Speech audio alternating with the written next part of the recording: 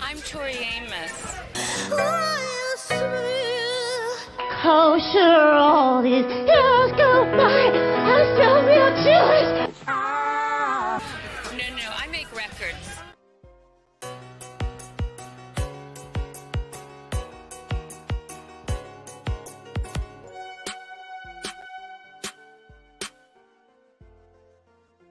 Hey everybody, welcome back to another all-new X's for Show, your premier media response show, which you can check out at X's for Show on all your social medias.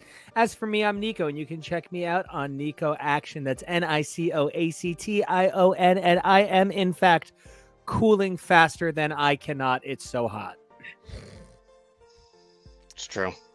And I'm TK. You can find me on the socials at TK Elemental, and I am a fast horse. I guess that leaves me, Kevo. You can find me on the socials at Kevo Really. That's KevoReally. And let's get this night started, hunters. Let's do I am this. a light princess. Let's get this night of hunting. I am so excited. We are here to talk about the one, the only, Tori Amos. So we just took a little break from live shows. It was sort of like an unexpected short hiatus as the three of us, along with show co-creator Jonah, went on a trek to catch all of the Tori Amos shows in our area that we could. We caught both shows at her longtime home, The Beacon, before turning our attention, well, one of us at least, went over to Baston and caught Tori being all sorts of badass up there before spinning back down to a theater literally barely 10 miles from the building behind me, the legendary Count Basie Theater in Red Bank, New Jersey, where Tori finished her little like tight area trek. And so I just want to start, first things first, if we're here to talk Tori Amos, we got to talk two things, right? Favorite records and kind of like what you come to her for. My favorite records are kind of an easy top three. It's Night of Hunters, Boys for Pele, and Scarlet's Walk. But since you're asking, top five would include Unrepentant Geraldines and Ocean to Ocean, because I am a simp. And what do I come to her for? The songwriting. The songwriting, obviously. The songwriting. Mine are definitely, I mean, my favorite album is Boys for Pele by a lot. And then from there, it's a little tougher for me to choose. There are moments where I'm like, it's definitely Choir Girl. Excellent choice. Doll Posse, Scarlet's Walk, Doll Posse if we're doing numbered order. But, and you know, there are other days where I'm like, it's just tough, man. Scarlet's Walk has always got to be really high up there. And I think, at the end of the day, Choir Girl really has to be high up there too. If for no other reason than that was my first album that I went through the whole cycle from announcement all the way to release and even tour. That was my first tour. So it holds a special place in my heart. What you thinking? I came to Tori somewhat later than both of you. And so my journey has been a strange one. I came in around Night of Hunters, so that one is something that always means a lot to me, even though I know it is a very conceptual album. Of the classics, I think Little Earthquakes is one that means a lot to me. There's a lot of really great tracks on that. American Doll Posse, I like a lot of songs on that, interestingly. But I think my biggest Tori album might be Light Princess, because I really, really loved that musical. She did an amazing job on that. I would love, even more than getting it on Broadway, I would love a film of it. Animated would be beautiful. There's so many things you could do with that beautiful music. And it's, you know, really the theatricality, it's the performance, it's the storytelling that really helped draw me to her, other than, you know, being married to this guy. So no matter how you came to Tori, she's an artist that very few people are like, I like her. People are like, I live for her. Or they're kind of like, right, her. It's very Anne, you know? So I want to start by whether you came to her by like, you found her on your own, or like somebody said to you, this is a gay thing, do this. This is a color guard thing, do this. No matter how you came to her, the experience of Tori Amos is such an exclusively personal one. And that's part of what we're here to discuss. Who Tori Amos is as a lady, as a person, like a business person, as a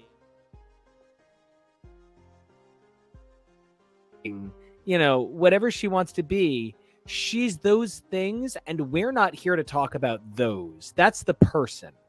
We're here to talk about the sort of creative creature that is Tori Amos, the music creature. Like, there's not a better word, really, because what we're discussing is an amorphous energy that has shifted through iterations across multiple versions of this one woman's career as it has intersected with so many others. So while we are going to talk about a lot of the mythology of the music, a lot of the history of the songs, a lot of the truth in the songs as well, we're not here to talk about Tori's truth, because Tori herself has given some conflicting narratives about how some of these things went down.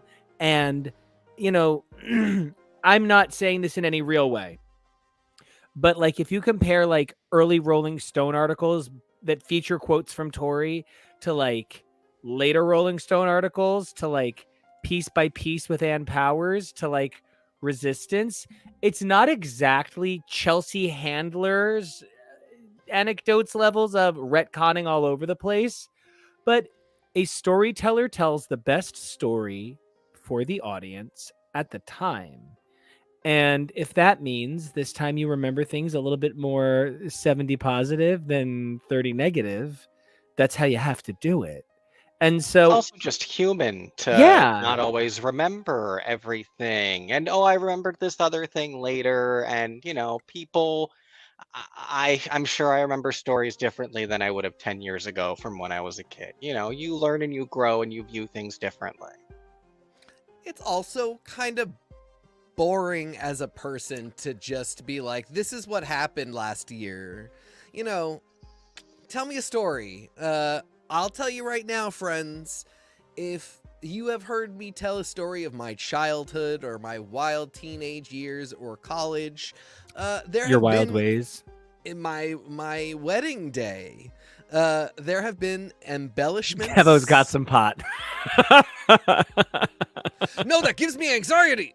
Oh no, Siri's talking to me now. Yeah, I tell a story. I like to ham it up a little bit. I will, connect things to my own personal mythology that, maybe the connection wasn't always there, but it works now and it helps you understand me. And I'm here to entertain you. If I need to, like, tell a cop how my stuff got stolen, that's where factual inaccuracies are kind of laid aside. But we're not cops. No, we're all friends here. So entertain me. Don't tell me your stupid, prom story and have it all be true. That's boring. And so that's just like between you and me. For an artist, I'm like, dial it up to a 10. And it's in that sort of vein that one of the key elements of Tori Amos's magic requires something that I often refer to as Golden Girls friends syndrome. You see, when the Golden Girls was on the air at first, one of the things you could do best with Golden Girls was you could play up the fact that who really knows anything about these characters? They're all sort of really blank slates week to week. Other than what you can assess from the theme song over and over again, you're getting a new Dorothy, a new Blanche, a new Sophia, and a new Rose each week, because there was no internet keeping close track of anything to have to reckon with later on. And to that end, there was even a lot of fun for the audience and the writers. The writers often would say, this is the real how Blanche lost her virginity story, because they knew that they could sort of entrust that the audience would also think that the whole thing is kind of silly and fun. And by the time Friends is on, it becomes much more clear that that is not going to fly with an audience. And Friends is forced to begin very quickly trying to assess which elements of its canon from early season 1, maybe season 2, need to be kept long term. Tori Amos really benefited from the fact that so much of her legend was circulated after shows, and it was circulated in these hushed tones, and she had some of the most recognizable bootleg collections. And so part of what we talk about when we talk about Tori Amos is we talk about, could you get Mew under the truck? We're talking about, is there an unaired episode of The X-Files where Scully believes? We're talking about the Joel Schumacher cut. Wait a second. So I will kill to see a really dramatic version of that movie with the bat nipples. Yeah, that's fair. I think we should kill for that. Warner Brothers, what do you have to lose right now, guys? I think they Pretty would be much. better off leaving the company in charge of with the ghost of Joel Schumacher's horniness for Batman. Yep.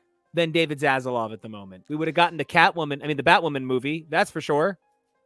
I love the comparison to sitcoms because, and TV in general, because in a lot of ways we do kind of see albums as episodic, and each one is a contained little universe. And while really great artists may have carry through, or like really prolific artists may have carry through, even for a lot of those artists, like I'm even thinking about somebody like Fiona Apple, who I love a lot, who has put a lot of herself out there in a similar way, but I don't know that the personal narrative carries over in the same way album to album. There's a hint of it, but like at the same time as we're getting shows like Twin Peaks really hyping up serial television and serial storytelling, we have this particular artist, Tori, who the fan base is really building the mythology around the albums and carrying through lines from one to the next. Finding deeper things in the singles and how the B-sides connect to other B-sides. And because she's so forthcoming about what's going on in her life, there really is a sense of like, oh, this is her that album. And there's some real beauty to that, and there's some real effectiveness in terms of storytelling and artistry. I do think it dials all the way back though to the point about storytelling and the idea that maybe these are not all like the most true events that happen in her life, because Tori has a ton of characters in her music, but Tori herself has to be a little bit of a character. So even though she is a woman who was married at a certain point, and that's a really big part of her story mythology, the tales of losing a romance, of falling in love with somebody new, of building a life with that person, those are not all going to be things that the audience needs to say, oh, they were having a bad time in 2005. That's why this song came out. And that's just what the song is about. And that's a true thing that happened. Well, and I need to jump on that because yeah, please jump. So, show co-creator Jonah, who went to his first ever Tori Amos show, and like when you say to somebody, "Come to a show with me," and they're like, "Okay, I love you. You're my big guy," and they come to the show. You can only dream it's the show at Red Bank where that was just like one of the best shows ever. We should also point out that was Jonah's like second or third concert ever. Yeah, Second, I think. Yeah, this and Carly Rae Jepsen. So actually, two of the best reviewed artists on Metacritic. Icons literally, only for Jonah. Literally, they're two of the best reviewed artists in the history of Metacritic. It's amazing. But so, oh no, I've lost my thread. I was talking about, narrative threads for Tori. You jumped on that to talk about how it was Jonah's first Tori show, the show in Red Bank, which was absolutely phenomenal. We're good. But God. to just keep running with it. Yeah. One of the big things that I really love about following through on Tori is how much her music sort of grows over time and how the albums transform and how much the songs transform as well. And So I really, really love following Tour to Tour, which is why it's one of the best things that I've gotten to see 17 shows at this point. And I love how much those shows have each transformed in some way. Songs have taken on new life as they've changed over different iterations and different covers. Yeah, and all of that, the variable for every single listener is that the way they change for you and to you personally is another huge factor.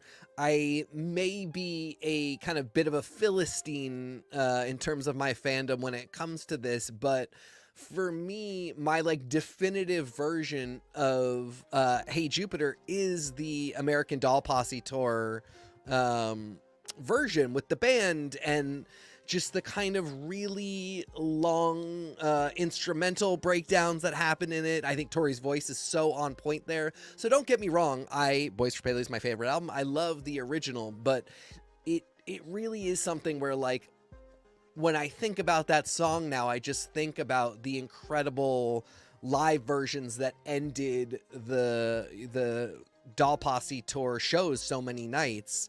And it is obviously a very recognizable version of the song, but the way that the arrangement has been a little bit R&B'd up, and has like a little bit more of almost like a slow jam vibe, where the original is kind of a heartbreaking ballad that you listen to by yourself and quietly. There's a real kind of like grooving to the version that comes out of Doll Posse, and that's like for me so many songs where I'm like, this is my version now, this is the one that I love. And it just keeps evolving over time, where she keeps finding these new versions sometimes too, because you think, oh, this is the definitive one, and then 5 years later, oh, what do you mean you covered it again? And it's to that end that like I think about a song like Take to the Sky, which is a B-side from the first record and goes all the way back to, some of the earliest days of Tori's music, and how she has over the years done different versions of it. When that night at the theater that I met her at, and she played a version of Take to the Sky that featured the song Datura, which is a never performed song from one of her albums, and it is a like long waited for major song from her catalog. So it was really amazing that she managed to interpolate it in there, and now she even does it with a section of I Feel the Earth Move by Carole King in the bridge. And so it's really interesting to see how in just less than a decade a 30-year-old song can change. And it's that one is really fascinating to me too, because she's been doing Take to the Sky with I Feel the Earth Move Under My Feet for like a while, like maybe even 20 years at this point. And I've heard it a bunch of times, but that's an example of one that like I associate it with this tour. And for the first leg, she really closed out a lot of shows with it. We saw it again in this second leg, and I'd heard it before that, but like that particular version really for me comes to its fullness in this particular tour. And that's the association now. So much of it is associations. So to take a look at Kevo, if you wanted to put those photos up. Sure.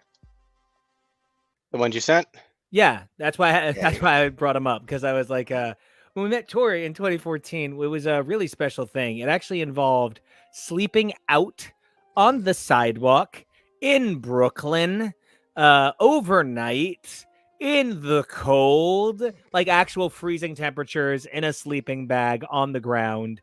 And funny enough, they actually, I think, by 8 a.m. did run out of tickets. So I think technically if you got there at like 4 a.m. you were fine, but wasn't a guarantee, wasn't a sure thing.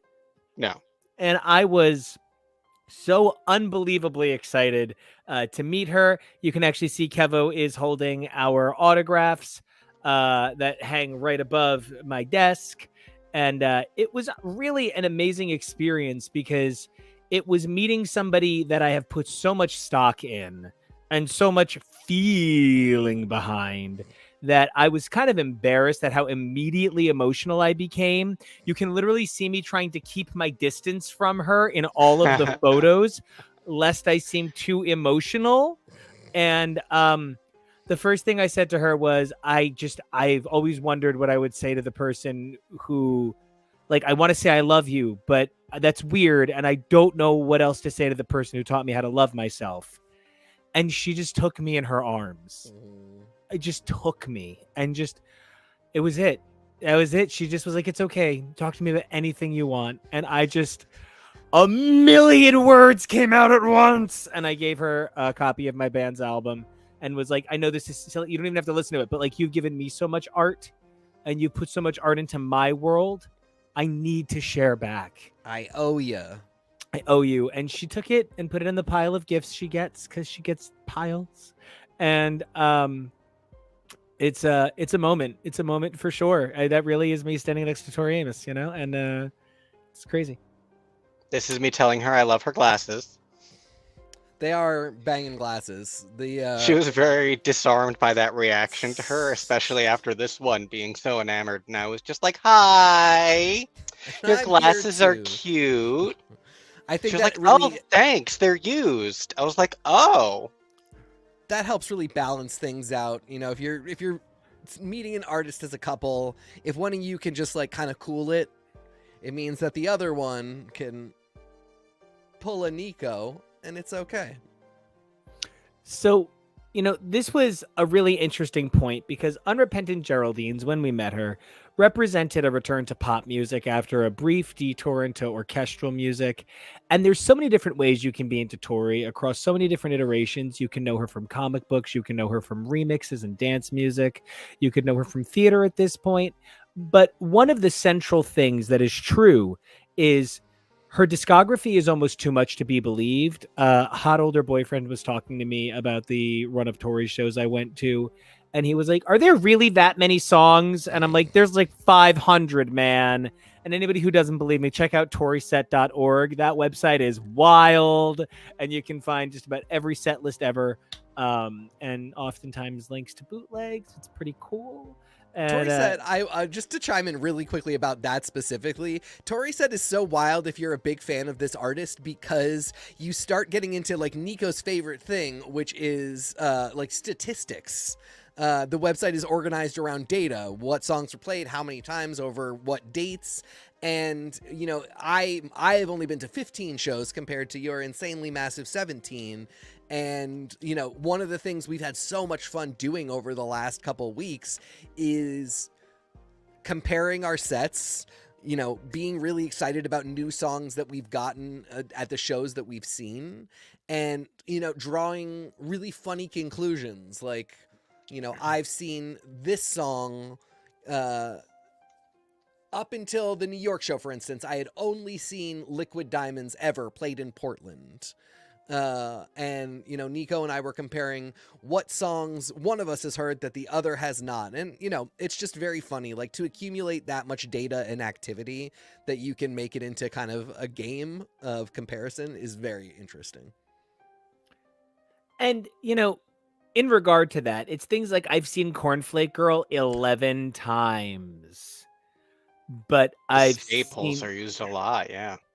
But I've seen a song like Call a Light Sneeze, which is in her top 10 most performed songs at like over 400 shows in her career. I've seen it once in 17 shows. That's true. And that means because TK and I actually have like 5 shows in common across our 17, or I 17, his 15, whatever, it means it's the same number. At that point, it's the same number. It means he hasn't seen it at that many. Kevo, you've seen 9 Tori Amos concerts at this point. That means you've only seen it one time. You were there for the one I saw it at. Yeah, and that ratio is very interesting versus how many times have I now seen Cornflake Girl? Because how many times has she closed with that on how many tours? That's that's even a discussion in and of itself. Cornflake Girl, which is now this, it ends every show kind of staple. And it is. yummy, good cornflake girl. You saw the Just Right commercial that Kevo spliced into that amazing introduction, and if not, you're definitely going to want to rewatch this video from the beginning. So hit pause, check it out from the beginning. I'm kidding, just keep watching for now. But or play it again, whatever you want. Give us the I'll give us play the it hit, again. give us I'll the play it views. again. We're into it. But like Tori Amos, we want all the hits. But she boink. But you know, this has been a really exciting time to talk about Tori, and a really interesting thing, because when you talk about something like Cornflake Girl, which I was just saying, you know, it closes every show. It used to be the third or fourth show in a set. That wasn't weird. And so watching a song transform, watching Big Wheel go from like that's the ADP staple to no, Big Wheel is like, it's like, okay, so this is what gets weird, right? This is what makes Tori Amos a little bit hard to talk about. Anybody who's not super into Tori Amos the right way, and I mean the right way, I mean like to follow this, right? It's going to be a little bit like, okay, what is he talking about? But if you're into it the right way, for this logic, you're going to get it. Tori Amos music is comic book characters. And when Little Earthquakes debuted, there were the original 5 X-Men, Spider-Man, the Fantastic Four, and some Avengers, right? And then we had the other people, your Daredevils, your Black Panthers, and that was the LEB sides. And then the 1970s, we got Under the Pink. And, you know, it's a little bit different because I guess I'm talking about specifically the early 70s where there were fewer original characters created. Because, frankly, if you look at it, Under the Pink altogether, its complete body of songs is a little bit less than just the B-sides of Little Earthquakes, which totals like 29. So then you go to Boys for Pele, and now all of a sudden it's Dewdrop In, and we both know it was a girl back in Bethlehem, and a woman who's been releasing these songs like God and Crucify, who's the daughter of a preacher. She's doing this thing with we both know it was a girl, and she's selling crosses at her shows. Right? I have my original Dewdrop In. Getting it out. Right? She's selling crosses at her shows because she's so sacrilegious in that regard. And so now... is Boys for Pele the 80s and these are like our new mutants? No. Boys for Pele is like giant size X-Men. It's Wolverine, right? Okay. Because Caudalite Sneeze is so Wolverine, yes, right? Caudalite Sneeze is very Wolverine. And like Kitty Pryde is so Hey Jupiter. You know what I mean? Right? And so then like it snowballs into the 80s, and Storm's Mohawk is from the Choir Girl Hotel, and like Rogue is Siren. You know what I mean? Should I bring and, up like, the timeline to help for this? Yes, thank you. the You're visual? a genius. Yeah. Because I'm just like talking from my heart at the moment. And you're watching her transform through this time. The Little Earthquakes VHS is a really unfairly kind representation of who Tori Amos was at this point in her career, as the Live in Montreux video, which would come out many years later, would come to show Tori actually was a little bit of a, hey, you're talking during my show, so I would stop it, sort of Sharmar superstar back in her day. And I love you, Charlotte Martin. I know you're watching, and I am your biggest fan. I love you. And so, you know, in the course of this, you get to Unplugged, where instead of during Unplugged becoming so annoyed that people are talking, she becomes so emotional during a song she has to walk off and has to re-record it.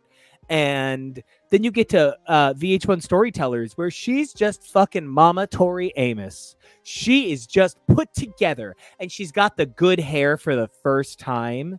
You know what I mean? That choir girl crimp that she kept for a while really worked for me. And in the course of this, Strange Little Girls rounds out this period. And then we get a new Tori after this, and it's full of new characters and new iterations of this woman, right? This woman.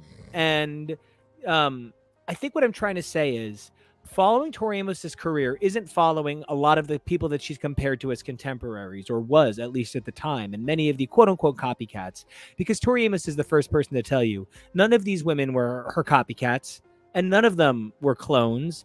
They each were beautiful, independent women making music at the same time, except Courtney Love. She's just a professional widow.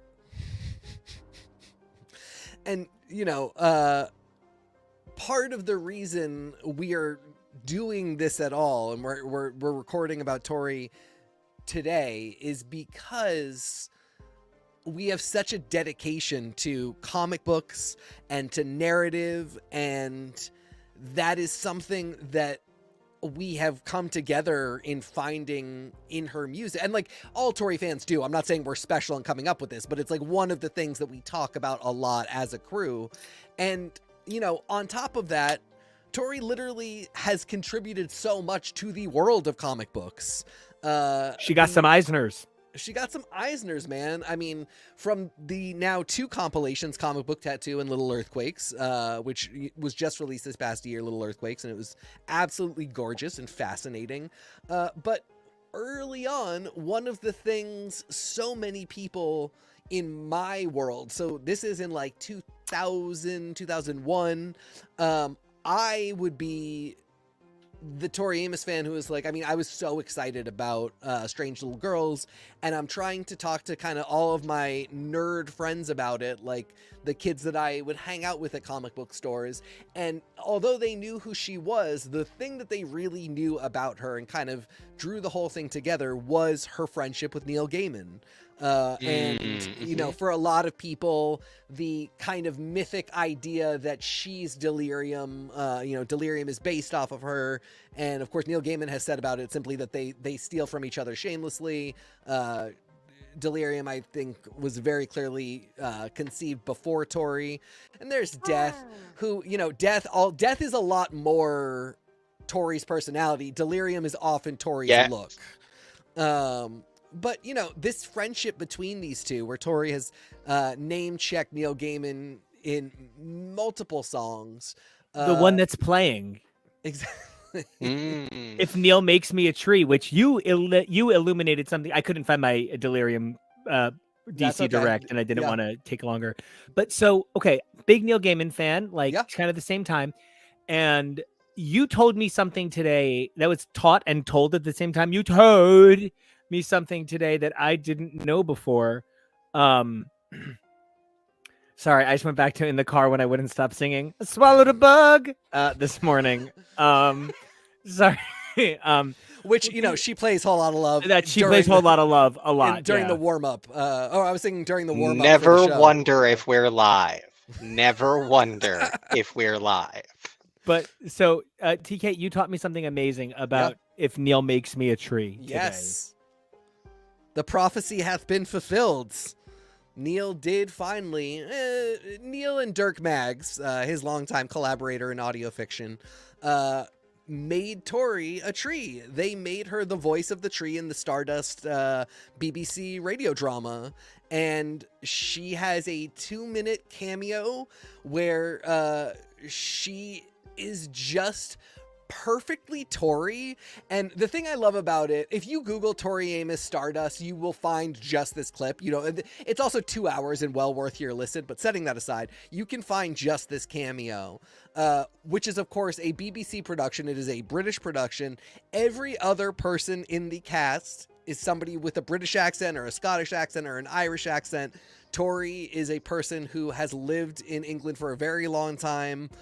She has at times maybe had a smidge of Madonna affectation of... But she's Baltimore like a crab.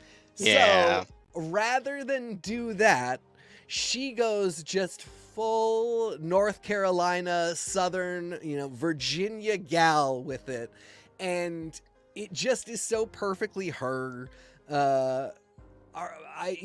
I come to Tori for her voice a lot of the time. I do love the songwriting, but that voice does things to me. But man, oh man, I was telling Nico as we were kind of doing prep for this episode, the years that I would put on Scarlet Stories, her companion album to Scarlet's Walk, where she explains what each of the songs is inspired by and about, and just would listen to her speak, because she has such a calming, soothing voice, and the way she talks is like getting a guided meditation without the cheesiness of a guided meditation. And yeah, just all the way back to it. Neil made her a tree. So, okay, let's dive in. Well, we're diving. Let's dive. Piano Woman Tori. When Tori Amos first jumped into the universe, she came in through a record called Little Earthquakes. And don't get me wrong, why can't Tori read her failed? It's labeled hair metal, but that's such an unfair thing to call it. Calling it hair metal is calling Linkin Park metal like there's a pop to it, and there's a pop that's as dominant as any shade of metal that might exist. It's literally just that they all had really big hair and a bit of hair metal aesthetics, but So like hard hair pop. But it's so like magical pirate that it's its own zone. You know, like Tori's on the album holding a saber for half of it in like leathers, but with just enormous 80s hair. It's, you know, we associate 80s with the idea of hair metal because there was this big hair thing happening, but it's a very silly thing in which the aesthetic idea of the band members having a hair metal aesthetic with the music, which is so like kind of avant pop, but just without the confidence and production clearly of a label that thought this was it. But you know, it's one of the reasons why she's gone on to re-perform and rearrange a lot of these songs. Well, I also think she owes it a lot. Sure. You know, when you talk about like, once there's that murmur of, you know, Sly Stallone made a porn film because he's the Italian stallion, right? Once that enters the vernacular, you know, Tori Amos has a long lost, very expensive hair metal record, right? And then, of course, there's the later evolution of the reveal of Baltimore, which was her submission for a 1980s songwriting competition, or it might be 1978, for the city of Baltimore. And it is something else. The lyrics are really cheesy, but like it's the perfect kind of cheesy. It's so excellent. It's exquisite. There was a period of time where that was going for thousands of dollars. And, you know, now, much to the chagrin of people who used to belong to the Dent and here in my head's forums, you can see it tragically go for and Tory File. You can tragically see it go for like 260, 240 in pretty great condition. And so I'm bringing this up because Tori benefited from this magical unspoken back catalog, like what books might have come before the early Marvel Universe. Captain America, which early Captain America, not actually great stories, but they're the framework for what we know to be modern superhero stories. Why can't Tori read? Actually not great, but you know what? Etienne, Faith, Fire on the Side, these songs would go on to kind of proliferate her catalog in their own ways. And the idea that she's a pirate lady, that never goes away. She does pirate jams every record. And when they're not pirate jams, she's a goddamn elfin wood person. And she goes through, wooden. She's woodsy. She's a wood nymphian. Wood nymph. You young kids, I know so many of you are watching this, but you have no idea the overlap in how they talk about Florence of Florence and the Machine and how they used to talk about Tori Amos. So when Tori bursts on with Little Earthquakes, it's not just Little Earthquakes. They have an entire plan for Tori's release schedule, and it's filled with not just albums, but a near record-breaking number of singles. Kevo, would you bring up some of those beautiful slides you prepared? Yeah, I was just about to mention them. Little Earthquakes is featured with like a dozen singles. And by that, I mean like iterations of singles as well. There's part 1, part 2, the US version, the UK version. Altogether, it totals 29 B-sides across singles like Me and a Gun, Silent All These Years, China, Winter, and Crucify. It has the EP for Crucify, which I would get from a Hot Topic. Mine was from a Strawberries, and it was also my sister's. Love it. Now, Strawberries. It's their coconuts. Yeah. Strawberries and coconuts. I know. Fruit salad. So I love that. That sounds delicious. Very Tory. Oh, she loves food, guys. We're going to talk about a lot of food. Oh, we sure are. Now, Little Earthquakes has been released 3 times as Little Earthquakes in 1992, which is, of course, the Hallmark version that is considered her best-selling record. I believe Scarlet's Walk goes on to eclipse it or something. But weird thing, random. I know this is so random to say right here, but before I can forget, Venus was certified platinum before Choir Girl. Huh. Fascinating. I think it's because people were clamoring for the live album. I was gonna say, I think the live album probably everybody was like value. It would later be re-released at a deluxe edition that is stunning. Mhm. I really respect a lot of the strongest members of the Tory community being like, F these deluxe editions. I hate the mix and master. Then make me one. Make me one with all of these songs and make sure she gets the money. And then we can talk about whatever you want. I also want to point out that you can't talk about early Tory without talking about folios. But I see you're ramping. Ramp, hit me. No, I was just going to say we get into, as we were talking about, like the granularity of statistics when it comes to Tory live shows, the granularity of mixes, remasters, masters, Single edit, unedited single edit, no drums, some drums, winter sin mix. palabras. Sin palabras is perfect. Sin palabras Half is calf, perfect. double whip. And I love doing the statistics for my tour sets, so like I can understand being into the data and having particular masters that are your favorite. Because I am profoundly hard of hearing, miss a lot of the mix stuff when it changes, when it's been remastered. There's a lot of it I'm not quite able to hear and identify, so that's always been a part of it that I really can't push a hard opinion on.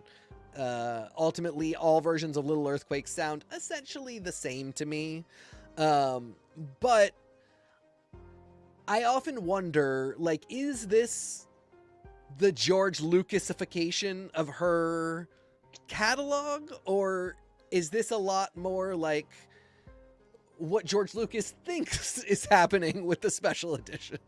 I think it's like when they go back and recut comics and they recolor them for the Absolute Edition. Yeah. And they remaster them for the Omnibus. I think that's what she's doing. Like, that's why I can't stop comparing her work to comics, not just because of all of the comic connections, but the way the editions evolve and, all of the Apocrypha. It's like when you find those great bonus issues that tie into the run. And speaking of things that tie into this run, we would be mistaken if we don't just mention the Little Earthquakes VHS. It's a combination of live performances, clips, interviews, and music videos. It is a little sparse. By today's standards, it's a little dull, but at the time, it was an everything piece for me. When did you acquire yours? So I got into Tori Amos right as Strange Little Girls was coming out. I was in that cycle for it, but I had nothing to do with Strange Little Girls because I was so busy trying to catch up on everything else. The first Tori Amos record I personally bought for myself, I bought December of 1999. So I was 13 years old, and that's just after Venus. But really, I was so busy trying to catch up. I really did not understand. But I know that I used a gift card I got for Christmas. I got a Coconuts gift coin, which used to come on these coins on a cardboard cutout. And you would trade in the coin and they would give you the change. And so I remember it was 8th grade, December, right before Christmas. And I got Choir Girl. And I got the VHS by freshman year of high school. Okay. I got you. That was one I definitely missed out on. I think my first video purchase was Fade to Red. That was my first accurate, bought it as opposed to. So I grew up in the theater guard scene and the musical kid scene. So I would go up to an older faggot and I would say, "Older faggot, I respect your secret gayness and now you're out proud gayness." Do you still want all that Tori Amos stuff now that you're not going to be in guard anymore? And do you know how many older faggots would be like, you know what? I'm not taking all the singles. You can have the singles. And I would get a ton of singles from cute older gay dudes. And every now and then when one of them would come home from college, they'd be like, can I have that back? And I'm like, I paid you for it. No. You cannot, sir. I No, I'm didn't looking think at this you, was Jason. garbage. So yeah, the Little Earthquakes VHS. I still think it is a really cool piece of the Tori catalog. I think it maybe got eclipsed by so much other visual stuff for her, but still fascinating. Gotta mention the piano vocal guitar book. I have every piano vocal guitar book Tori ever did, not because I'm so cool, but because as the sheet music folio industry collapsed, as digital sheet music became so unbelievably available, and as you could use an algorithm to produce sheet music out of an MP3, it became so easy to see how sheet music books became irrelevant. In fact, the final Tori Amos sheet music publication proper is the sheet music book for Night of Hunters, which is an 8-part score arranged by John Philip Shinali. It is in fact a Shinali, and it was a free download that you got for pre-ordering the album on iTunes, and that was the only way to get it. So I did a really nice printout, put it in a binder, and I hole punched it, and it looks really good on my shelf with all the others. But Tori Amos' sheet music books were so significant over the years. She would get like special best of sheet music books, and they would have unreleased Tori Amos songs. She would literally put in songs that had never been released in any form. No demo to this day exists for some of the songs in the sheet music books she released. So the best we can do is just sort of Beck's Grammy-winning album of the year our way through it. And yet, despite all that, sheet music, from what I understand from you, is like its own very complicated world in terms of... I can't even talk about it. Yeah, I won't get us too into it, but... I can't even talk about it. He's not even the first person I know of. I wish you'd gotten to know my friend Emily better, because it's not just Nico weirdness. Yeah. The oversimplifications are it's insulting. The oversimplifications are insulting. Yeah. It is a whole sheet talk, I'm sure, is out there. And here's the thing, like there's gradient to it. Little Earthquakes is pretty phenomenal, actually. Under the Pink is good if simplified, but enough is there. Boys for Pele is exquisite, down to where you're supposed to use 2 hands to do it, right? Anything I wasn't good enough to play, I would find a piano teacher, especially if it's like a friend's parent, and be like, would you just play this for me? And they would be like, I don't have a second piano. And I'd be like, it's so funny. I have a keyboard in my car. If you can just sit like an octopus and play like Tori for me and tell me how accurate this sheet music is. And every now and then... It's not hard. You'd have a really good sport every now and then. And so, the specific worst book by far, I'm not coming for anybody, the definitive worst book of her career is from the Choir Girl Hotel, is so horribly oversimplified because of the amount of it that's electronica. It's actually hard to use the book to recreate her music. It's fascinating. But to push us ahead. Oh, Pink? You want Pink? Oh, no, Did you Tor. say fascinating? I said it's fascinating, but You got a Tor. Yeah, Tor talk me. This tour is actually an early tour in anybody's career in that way that, like, she's just getting thrown on any bill possible. She's doing hundreds of dates in support of Little Earthquakes. And that's actually how some of her early songs have track counts in the hundreds. She's been playing Crucify forever. She doesn't play it as much anymore. She's been playing Silent all these years forever. She doesn't play it as much anymore. She's been playing Precious Things forever. She actually plays it a lot less than she used to. Not by a significant amount. I would say that if you use like difference formula, like I would say that percent change is like plus or minus 5% on 70%. So, it's not bad, but it's changed. This tour was the first solo piano tour, and it established a really dangerous precedent. when I play, and this, I'm not trying to be anything. When I used to play acoustic guitar so I was recently hanging out with one of my former bandmates, and who knows, but we used to play like big shows for a lot of people. It was a cute thing we did, I guess. And you can check out some of that music, whether you look us up as Action Duo or the Survival Instinct, God help you. But we were talking about some of our early shows and how, you play for just your bandmates' girlfriends, and how you play to empty rooms and you play anywhere they stick you. The evolution of an artist. And, I was saying how there were shows where I would play, full band, and then I would go home and I would play those same songs for my friend's solo acoustic. And as soon as you played it solo acoustic for somebody whose ear was solo acoustic attuned, that was it. They never wanted to hear it full band again. Tori Amos having albums full band and records and tours solo piano created a dangerous dichotomy that to this day I think haunts her career. And there are people that will literally say, "Oh, this is a band tour, skipping it." And I'm like, are you so desperate for the backing tracks?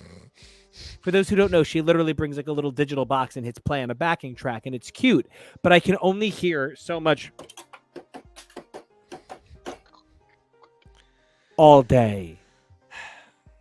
Yeah, that the backing track thing is a tough one, and we won't get too into it. But I love that another part of this whole experience is every time a new tour is announced, what are we getting? What are we doing? Is it a full band? Is it a quartet? Ooh. Is it the Metropole Orchestra? Is it just Tori solo? Tour Talk. You should be so lucky to have an artist to follow and pay attention to that you really could experience, even if it was the same set every show, that year to year you would get entirely different versions of those songs because they have to be arranged not just for whoever is out there, but also Tori ages and the songs change. So the arrangements, even if it's 2 solo tours in a row, are going to change somewhat. And like music changes. Yeah. Like I really want you to sit down and talk to Tori Amos, contemporary of Jane Child, when Crucify is coming out, and be like, I don't want to fall in love either. Cool. And then talk to Tori Amos, contemporary of Blackpink, and be like, I don't know that you're what's pushing the envelope anymore. Swim to New York State. Yeah. Man, I love some Blackpink though. We can have a whole Blackpink episode next. Tori Amos in your area. Yeah, man. If Tori Amos, Blackpink, and BTS want to go on tour together, she would do that. The Myra Ellen K-pop tour is the absolute greatest thing I've ever dreamt up. But anyway, so Tori tours straight through Little Earthquakes into Under the Pink. She sort of tours straight through for like a decade, but Under the Pink is such a weird record because Little Earthquakes is thought of as Tori's diary from Why Can't Tori Read through to breaking into stardom.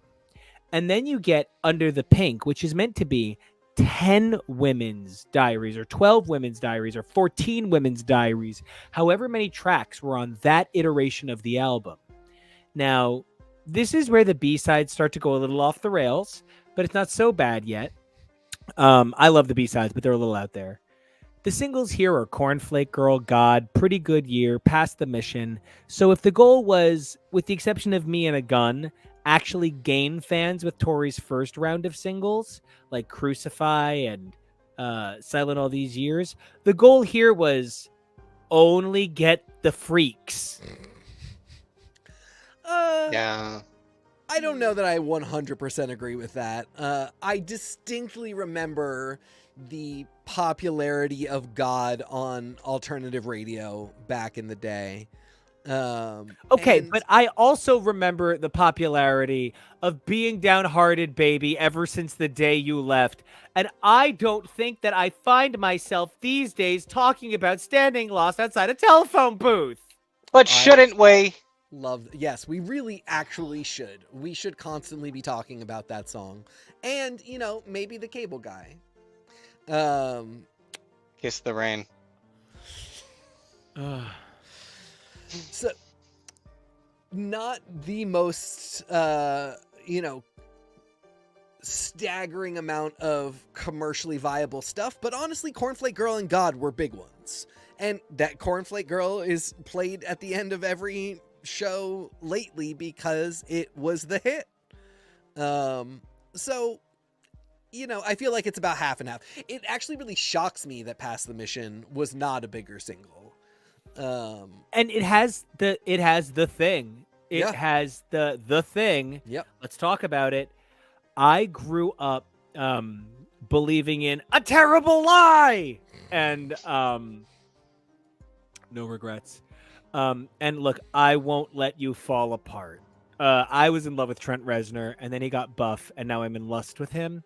But Trent Reznor of Nine Inch Nails, and when I say Trent Reznor of Nine Inch Nails, I mean Trent Reznor, comma, the guy that is all of Nine Inch Nails by himself, has a very weird connection to Tori. They might have been romantic. They might not have been romantic. There might have been a good friendship. There might have been some kind of professional thing. Whatever it is, Tori throws a reference to him in Precious Thing with their Nine Inch Nails, right?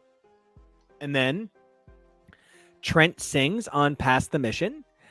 And there's a lot of rumors that one or two songs on Boys for Pele may be about Trent Reznor in some capacity or not.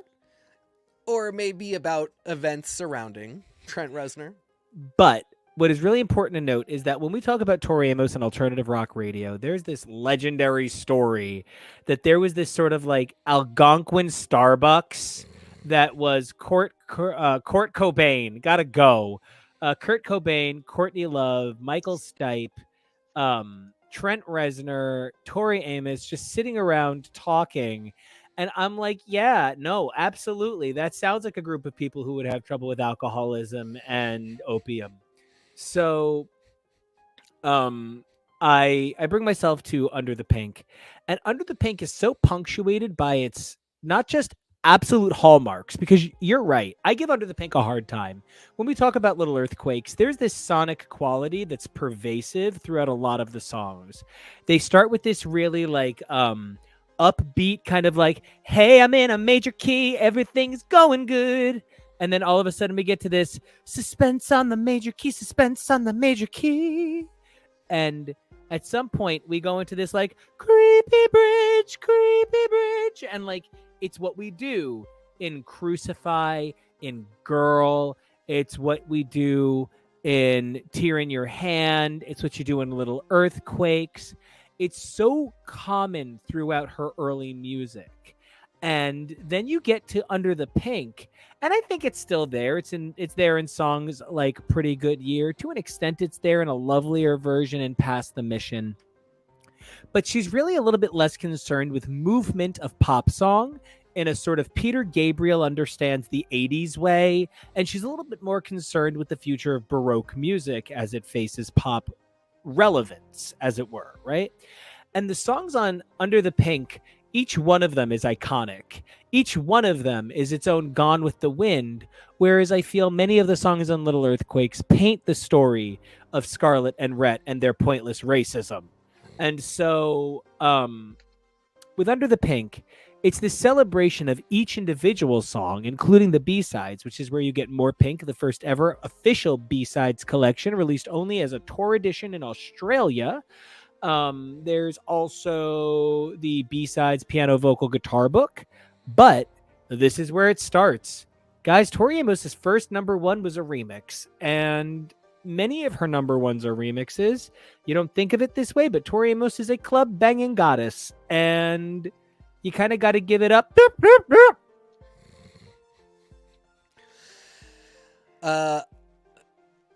That to me is such an important part of her career, because a lot of my Tori listening and disc ownership at the start was secondhand, getting them from my mom or my sister. but the first single that I bought was Professional Widow. It's gotta be big. It's gotta be big. It's gotta be and big. I listened to it endlessly, and somehow around the same time, I guess it was about a year later. No, it was more than a year later, but in that same era where I'm coming to realize this person is like one of the artists I'm going to follow forever, that's when I discover BT's Blue Skies. All in my head. Sid. And, you know, she just always has been that girl. And people don't think of her that way because she is, of course, not sitting there in the DJ booth, you know, laying down fat beats. But man, does her voice go perfectly over them. And, you know, Kevo, I think this is where, you know, the Tori that you know as the American Doll Posse woman, the visualettes woman of Abnormally Attracted to Sin, the iconic visualist of No Hunters by Dido, Night of Hunters, kind of comes into play. And these are still the songs you hear every tour. Yeah. So it's from here, though, that we roll into what is the first defining album of like my existence, Boys for Pele. It's just a perfect, iconic record, beginning to end, for so many of her fans. It is filled with so much hideous, intentional discordance. The song playing in the background is the first proper track, but second track on the record. It's called Horses. The horses from Horses will later show up in Fast Horse. Sure. They're also the horses from Winter. I need to stop you there real quick for 1 second. Oh, I'm stopped. What's playing in the background is a Nico Action original arrangement of Horses by Tori Amos. And it was made lovingly and painstakingly with Nico's particular ear towards not just all music, but Tori's music. So while, yes, this is a song from Boys for Pele, this is, to be very specific, Nico's brilliant interpretation of that song. And that's important to know because Nico writes a lot of our music. Sorry, Nico writes all of our music a lot. Nico writes a lot of music and we use whatever we can. And it is all absolutely gorgeous and fantastic. And I just can't talk enough about, I think you're so talented, but if nothing else, you can see how much you love music and a particular song when you release your arrangement for it. And so, you know, that's what you're listening to, folks. Well, to hear that over a Tori Amos song makes me very proud. Talk to me more about Boys for Pele. You know, the thing about Boys for Pele is this was the record that my mother had. And this was like, she loved Caught a Light Sneeze. And like my aunt had a bunch of the others and I stole her those. But when I think about Boys for Pele, I think about a personal sense of revolution. There is a content to Little Earthquakes that's, this is where I've been. I don't know where I'm going, but this is where I've been. And it's about her childhood. It's about her father. It's about her mother, which is such a perfect song. It's about Tear in Your Hand, which is maybe it's time to wave goodbye and move on from here. But Boys for Pele is about an active engagement in the present. It's about burning with a fire right now. And I had a really hard time not being gay. I would have had just as much trouble being straight. I'm really serious about that. I would have been a Jon Favreau writing Swingers kind of guy. And thank God that being gay at least just kept me annoying and not problematic, right? But when I think about my my troubled adolescence, right, I think about how lyrics like I shaved every place where you've been, boy, really helped me to feel hateful in a language that didn't make me lose myself. I found that lyrics that were like, I hate you till I wish you were dead. And that's beautiful that it works for some people, but that doesn't help me filter my thoughts. That makes me feel muddled and lost. But the lyrics that like, I've shaved every place where you've been. Hey, Jupiter, are you gay? Are you blue? We thought we could both use a friend. Like whether you take it in a soft, gentle way or a confrontational way, when I think about Way Down, my mother actually went to school with several of the young women who were murdered in Son of Sam. And so the lyrics in Son of Sam, the lyrics in Way Down, Dining Here with Son of Sam, kind of always hit my ear funny.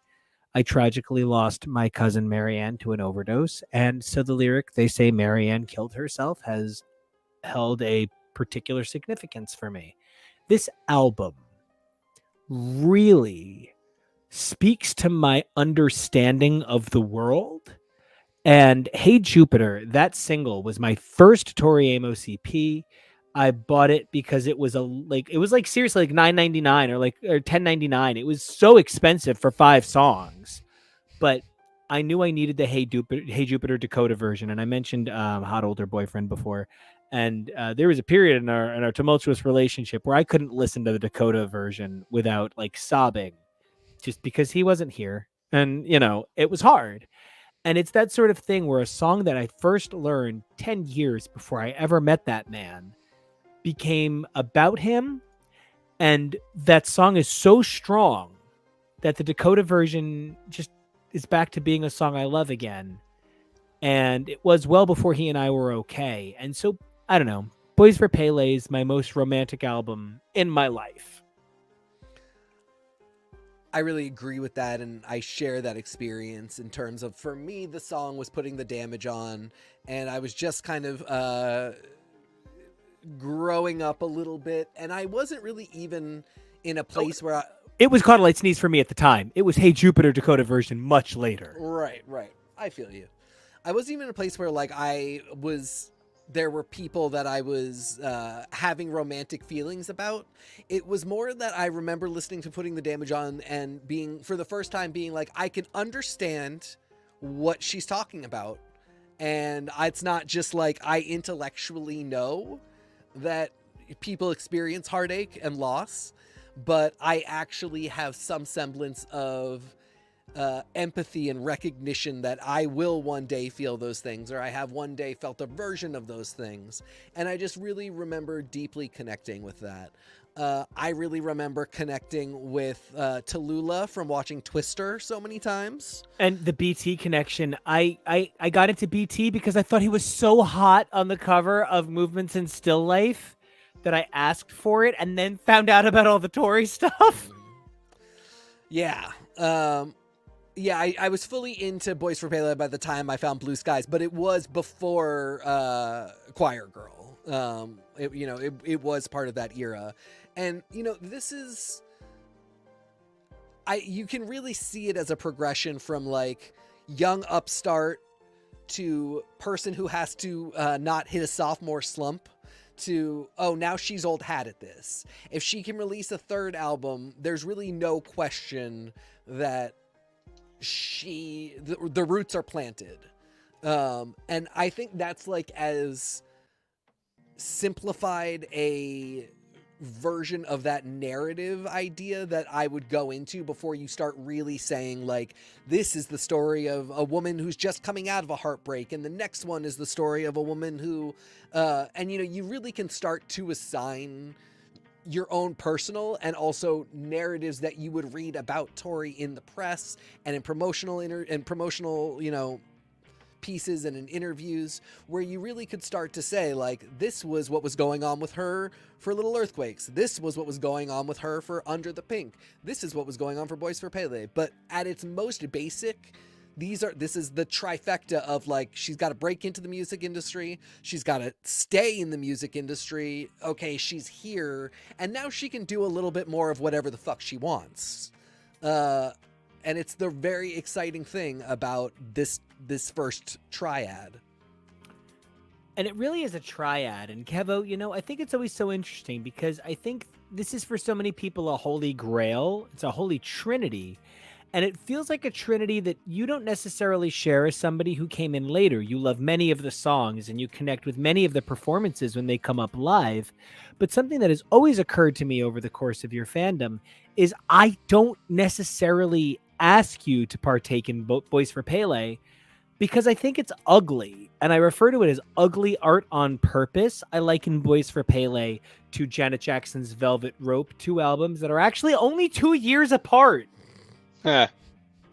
And just to consider that these two records are only 2 years apart is mind-blowing for me. But, you know, when you think about early Tori and you think about the woman that it came to, like, I think this is Felicity Tori. She's going to cut her hair and she's going to learn to make electric music and it's going to be a good time. And, you know, when you think about early Tori, is it the same woman? Is it iterations? Is it the ultimate version versus the Marvel 616 version? I think I mostly see it as iterations and growth. You know, you use the word ugly, and I hear that, but then I'm thinking about it and I'm spinning it, and the first thing that comes to my mind is, well, roots are ugly. They're in the dirt, and they're where you grow from. But, you know, that just is the foundation of who a person is as a human, as an artist, and, you know, I think the fact that she has grown so far beyond any of the angrier or dirtier things, she doesn't ignore them. She doesn't pretend they didn't exist, but she's like, I'm not that person anymore. It's still a part of me and I went through it.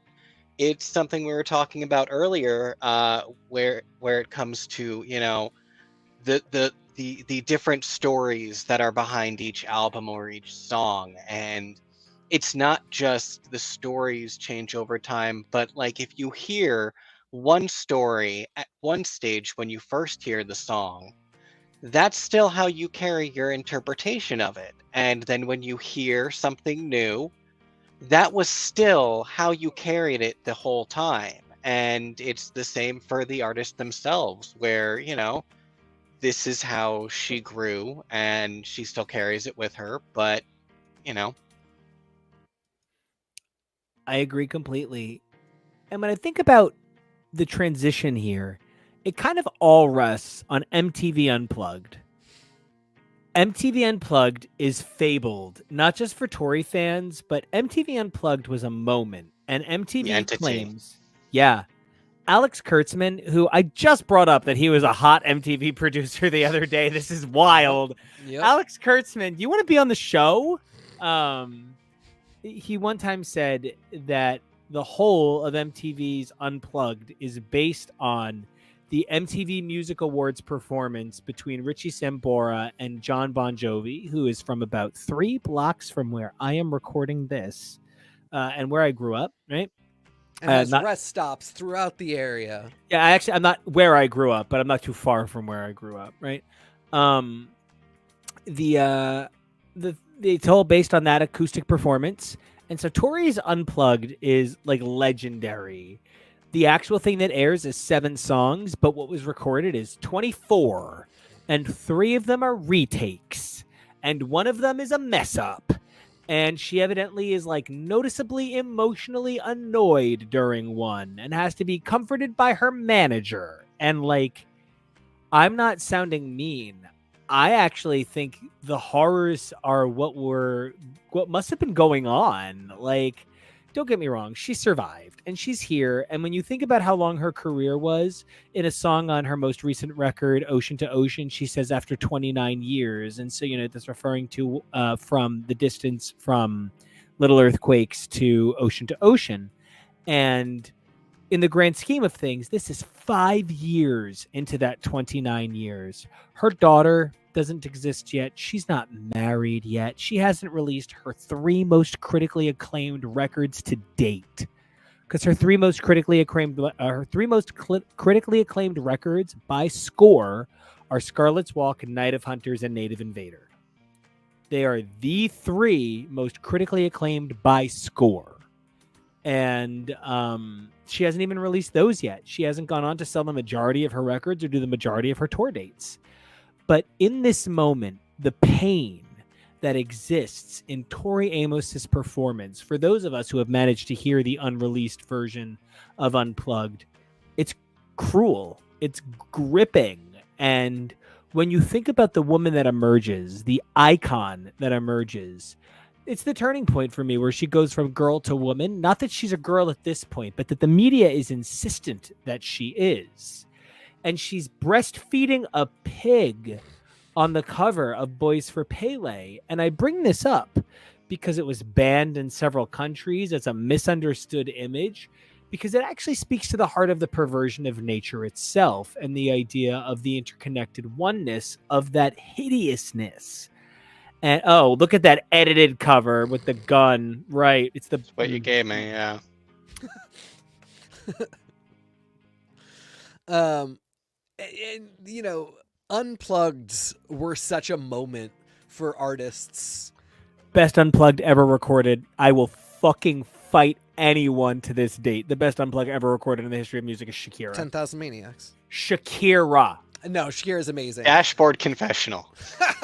Yes, Kevo. Shakira's Unplugged is like one of those things where I wish anyone who's ever heard a Shakira song could replace it with just any song from her Unplugged. The first time I ever got high, I watched Shakira Unplugged all night, most specifically Si Te Vas, which is, I think, basically her best performance ever. In the history, I mean, it literally, it's like, I wish they could create a special category for live performances where the artist becomes sound. Yeah. It's like Moana. It's like she is literally the heart of the ocean. It's the coolest thing I've ever seen. And this is 2001. So, you know, kind of rolling down the important this, and it's also like for Shakira, it is not her moment, but Nirvana, 10,000 Maniacs, Fiona Apple, it was Eric big. Clapton's Grammy-winning, best-selling, record-breaking Unplugged actually replaces the version all of us know of Layla in our minds. Yeah. Yep. Yeah. It was a big defining deal. Not everybody got one. Particularly of that era. Again, they would become kind of a different thing post 2000. Just to add on to that, some of them were terrible, even ones that were supposed to be great. Like, frankly, Alice in Chains is horrible. Yes. Not and a then band later on, stands the scrutiny. I thought truly later on, Korn and Lauryn Hill both really missed the mark. Yeah, Lauryn Hill's was very rough. But I think, you know, in talking about phases and things changing for an artist, again, this is really the mark of, regardless of whether or not she is a #1 pop album creator, no matter how many singles she has, that she is at her third album that she gets an Unplugged is essentially just like, you're not getting rid of her. This is not just going to fade away. And we turn a corner and we move into a very different phase. And the Dewdrop In is the first time that, like, she's just not on tour. She's doing this character. I don't love it. There's this weird thing that, and I'm not being mean about people, for like, one of the hottest, best talented, most incredible designers in the history of Project Runway, Bijmi, is a Baltimore boy. And I won't let anybody come for anybody from Baltimore, kind of based on Bijmi alone. But there's this sort of like way that people from Maryland are like, y'all, we're from the South, that I'm like, where Tori went to some really like Southern character stuff in this era. Not for me. I even like Southern characters. I joke all the time that I'm a Southern Democrat. Bad joke. But this is not my favorite iteration of her on tour for sure. And, you know, this speaks to that idea of sort of the mythology and the lack of clarity about Tori's origins. You know, she has lived in the South at times. She's lived in places like North Carolina. She's lived in like rural Virginia. So I'm sure there are like versions of her and days of her life where she felt very Southern and was very Southern. And none of us has the like, well, she wasn't there, like, you know, she was only there for 6 months, so it doesn't count.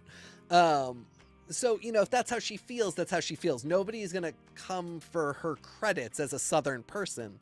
But because she is a shifting artist, and because she's a shifting artist who puts forth a bit of character no matter what, there is a degree to which you do get to sort of say, the affectation was more Southern at this time, and I didn't resonate with it in the same way. It's not to call into anything into question about the person or their biography, but because you know that we will be getting like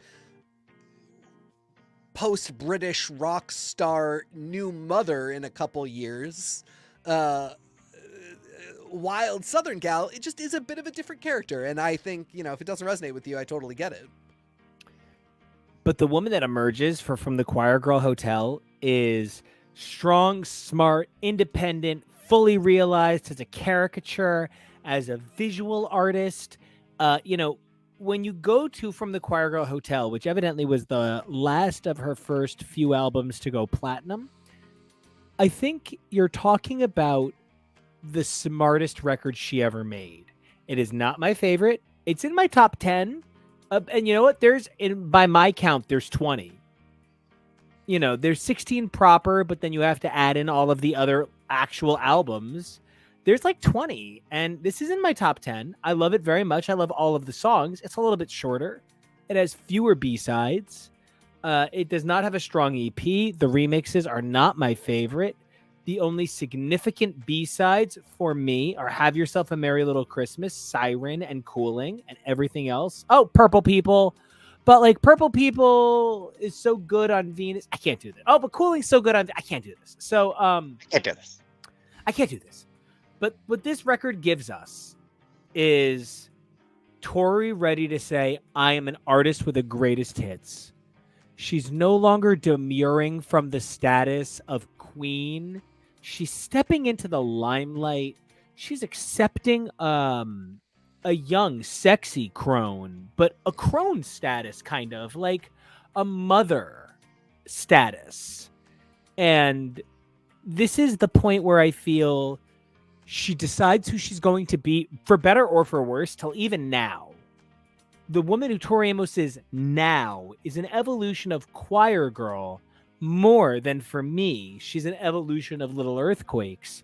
And it really is, because 1998 was a world that Tori Amos built. And so it was a world that better understood her. So finally, music could be as complex as she was. It just also meant then that she was less staggeringly shocking. This is not to the same year that releases The Velvet Rope what Boys for Pele is to the same year that releases Pieces of You. I agree with everything you're saying.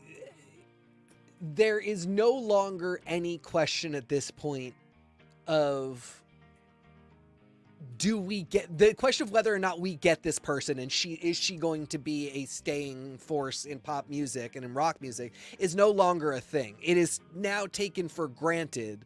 So even though I feel, with songs like Playboy Mommy, she gives up more of herself than almost any time before that.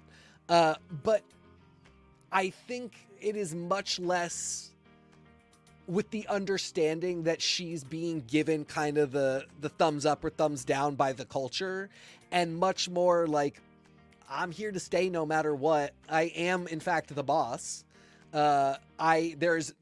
We've moved beyond the questions of self-doubt and like, can she do it? There's a guarantee that she can do it no matter what. This is not going to be a crash and burn situation. So from there, you can get more vulnerable than ever. And I think she does. But I think without this idea of like, she's going to have given all of herself in this record and it's going to fail and she will have to leave music. It seems so tawdry to say the stakes are lower, because it's almost the opposite. But I think there just is less recognition of, the question of staying power. And I do think that's what gives her a lot of flexibility to do things like put an electronic sound on songs like Raspberry Swirl and put them on the album. They're not B-sides, they're not remixes at this point. It just fully is what's there. And to get into really conceptual tracks like Hotel, to go into comically offensive sounding rock with She's Your Cocaine, she really does just kind of say, I can and will do whatever the fuck I want. And they become part of her lexicon. When we talk about songs that become part of the mythology, I would say that everything up through Boys for Pele is sort of like the first four. Okay, this is going to lose people. I'm so sorry. Everything up through the first 4 albums are like the first 4 seasons of Northern Exposure. But I'm telling you, at Choir Girl, it's Rob Morrow dreaming of the lights. Okay, it changes everything. He and Janine Turner have to leave now. Okay, I'm telling you, Valerie Mahaffey is about to show up and tell you what to think. And so the thing that I get lost on with this is Little Earthquakes is ostensibly 92. Pele is ostensibly 94. I'm sorry, Pink is ostensibly 94. Pele is 96. Choir Girl is 98. But then comes Venus. Oh, are we going right to Venus, or are you saying more on? Well, because I think it's important to say in this connected fluidity to go right into Venus. You'll notice that Venus comes. Kevo, if you'd pull up the To Venus and Back slide, you'll notice that Venus comes quite literally just a year and a half after. Yep. And it's a double disc with a live album and just as many singles. And it has just as powerful a tour, just as many piano, vocal, guitar books. It has fewer videos because it's a double album. And it's so significant that while many of us think of Choir Girl as a defining era of Tori Amos, we also think of Venus as a defining era of Tori Amos.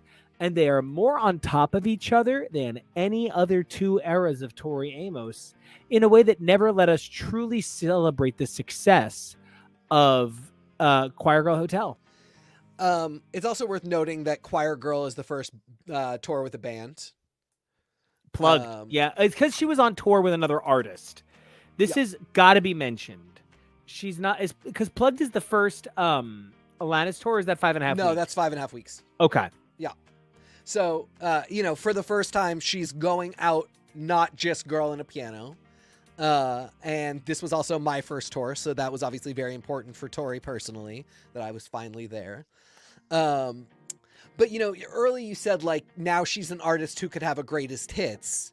I think a live album is, like, kind of the other side of that, But, of course, she put 4 B-sides out of 13 tracks. Of course she did, because it's not a greatest hits album. It's a live album. But also, for her, the B-sides can be greatest hits. The mythology of the songs is such that, every time I take Jake to a show and she plays something rare, I always shake him and I'm like, you're getting one. You're getting one. Jonah got Ode to the Banana King, which we've heard Flowers Burned to Gold, the one time it's ever been played in its 2 years of existence. But now we've heard Ode to the Banana King, one of the 6 times it's ever been played in its 31 years of existence. So higher rarity rate. That's a rare Pokemon right there. That's a shiny. That's a shiny event Pokemon. The shiny Tori.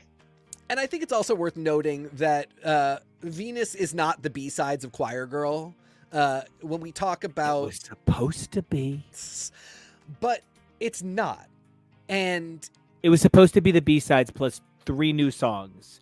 It was going to be the B-sides plus Bliss, Thousand Oceans, and Glory of the 80s. And then she wrote a fucking album that bangs beginning to end. And it's that same... She's doing what she... There's electronic songs on there. There's rock songs on there. There is ostensibly her most saccharine ballad in 1,000 Oceans. And I say that, and it's one of my favorite. But come on. I mean, if you hear that from the outside and there's this woman singing, I've cried 1,000 oceans. I mean, it makes me cry thinking about it. But at the same time, if you are cynical, you can't deny that that is just like... Okay, challenge. So here's actual challenge. Yeah. Okay. When I think about early Tori lyrics, they are so rooted in either exact reality or insanity. They're either, he said you're really an ugly girl, but I like the way you play, and I died. Yep. Or, and if I died today, I'd be the happy phantom, and I'd go chasing the nuns out in the yard. Yep. And so they're either so literal or so ridiculous And then you get to 1,000 Oceans. I've cried 1,000 oceans, and I'm aware what the rules are, but you know that I would run, and you know that I will follow you. And like, it's almost the point where 1,000 Ocean represents where the boundaries are broken, where the world of who Tori is, the iterations of character flood together, and you lose that sense of reality. I think 1,000 Oceans has some saccharine lyrics. There's some aspartame love there. So what I'm hearing is, on Venus, she is your Venus, she is your fire, she's your desire, she's got it. Yeah, baby, she's got it. Baby, she does got it. Yes, said. Everything you said, I completely agree with, and I think I was explaining my point about 1,000 Oceans poorly. What you're saying is exactly true, and it comes out perfectly in the music video where she is trapped in a glass box playing this song while people just kind of observe, like passersby in a city street, just observe her sort of in there. And it really is, she is both the madness of a person in a glass box and also the reality of somebody that just thousands of people are seeing every day. I think if you are, like I said, cynical or sort of uninitiated, that's where I mean that 1,000 Oceans comes off as very much like, oh boy, like for me it means everything, but on the surface it can have very much that oh, this is just another one of those girl in the piano songs. But I mean, my point is kind of that there's no concern how it's going to come off. There's no concern that, you know, somebody might hear this and not take her as seriously because it's so emotional. And, you know, there's no concern that this is on the same record as Bliss. Father, I killed my monkey. You know, calm down, Ross from Friends. Yeah, I don't have anything more to say. I do want to say that Venus represents where, you know, when you have a double disc, there was a time that having a double disc meant that the record label saw you as able to sustain the cost of 2 records in one promotional push.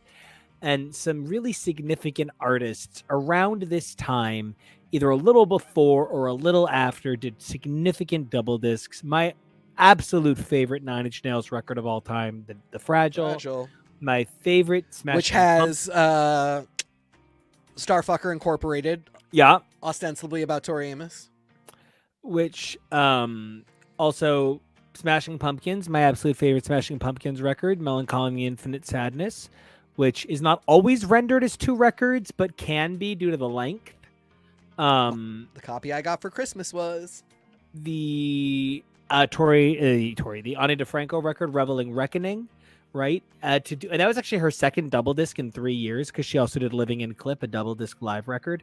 So, you know, a lot of artists were doing double discs as a way to say I'm something, and Tori Amos sticking her live album on that was really brilliant, because it opens up with Precious Things, which is one of the best live Precious Things in her whole catalog.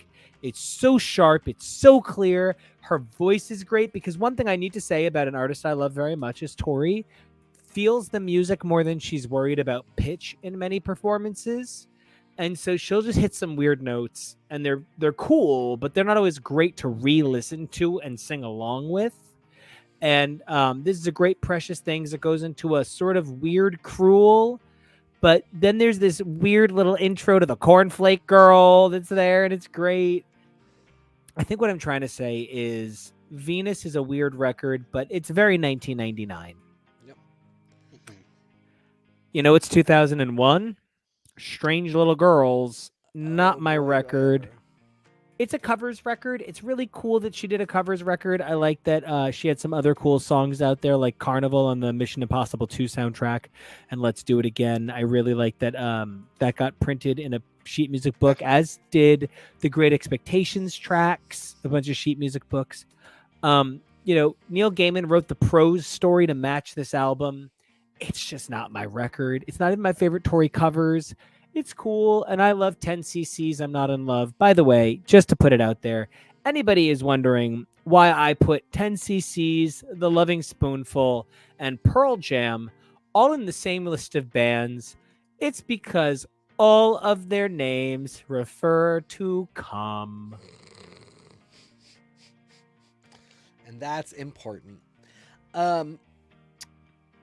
This is a big record for me. Again, this is my second one where I go from promotional, announcement all the way through to tour and see the tour.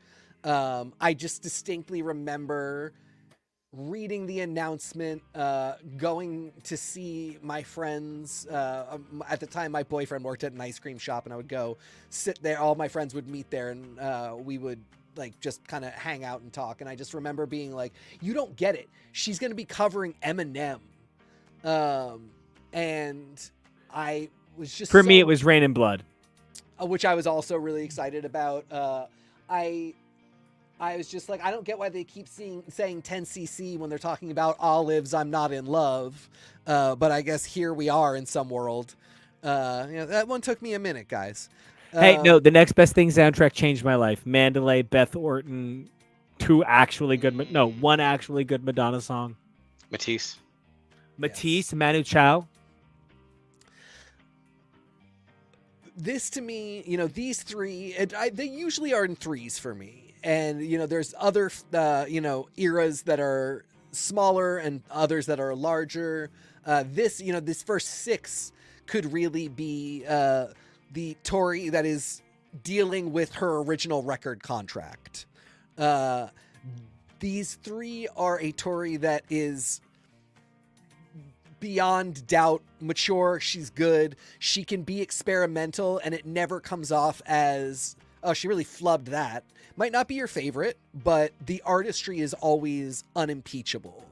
And even to do a covers record, it's not for everybody, but it is unimpeachable that she did what she was announcing she was doing, which was to, take songs that are typically about women and maybe not particularly flattering to those women. Yeah. Infantilizing them at best, and to make them from the perspective of that woman, not just, well, I'm a girl singing that song now, but really in the trunk of a car doing the rap to 97 Bonnie and Clyde. It's very apparent that these are not the songs that she wrote, and that maybe is the one place where I'm really like, oh, but I would always rather have a record of songs Tori wrote. But if I can't have that, this is really fantastic, and another phenomenal tour. The only downside was Rufus Wainwright opened, and he smelled so bad that you could smell him from the first couple rows. I believe that. It was real rough, and that's all I have to say about that. So, my favorite record as a kid for many years was Gloria Stefan's cover record. I also think that Gloria Estefan is a good singer who is probably the greatest songwriter of her contemporaries. I think if you can listen to I See You Smile, 1, 2, 3, Reach, I'm Not Giving You Up. There's, I almost said Dr. Feelgood when I meant Dr. Beat. So the thing that for me happens in my brain is I start to wonder about what a cover album means for an artist. Tori Amos is a songwriter for me, and I just felt like there's not enough songwriting on Strange Little Girls. The compositions are sparse, but they fit the Strange Little tour. They made sense for somebody conceiving my all-time favorite Nepo baby. Not to be specific about it, but this album is the point at which Tori has her beautiful daughter, Tosh. And I don't want to be like emotional about a person I've politely met at a merch table, but to make it really clear with you that Tosh Hawley is the dream celebrity child when you love an artist. She is so encouraging of her mother. She appears on multiple of her mother's records, but it's never in a make me famous way. Tosh Hawley represents all of the best things that a fandom could ever want for their hero. She loves her mother the way we do. She supports her mother's music the way we do, but she clearly does seem to have an identity that is uniquely her own. I'm proud that like an artist that I love the way I love Tori Amos has raised a daughter that I think is as cool as I think Tosh is. If nothing else, it's really nice to know that she hasn't raised an absolute garbage monster where you're just like, oh, Tom Hanks, really? There's a At least baby it's not monster Colin. with a bus bench! Yeah, I was actually talking about Colin. Chet is unimpeachably sexy. It's the Joker impression. I know. And so, the thing about it, not to talk again about Tosh, but she does appear on multiple records. Yeah. So going from the many miscarriages that Tori details through the process of from the Quargo Hotel, where she also marries the man she is married to this day, Mark Hawley, to the fact that she has a child. The child is an incredibly young woman who becomes part of her world. It's an iconic moment for a woman who represented unbridled feminism. It said that unbridled feminism can have an awesome daughter, and unbridled feminism can wear a lot of shoes.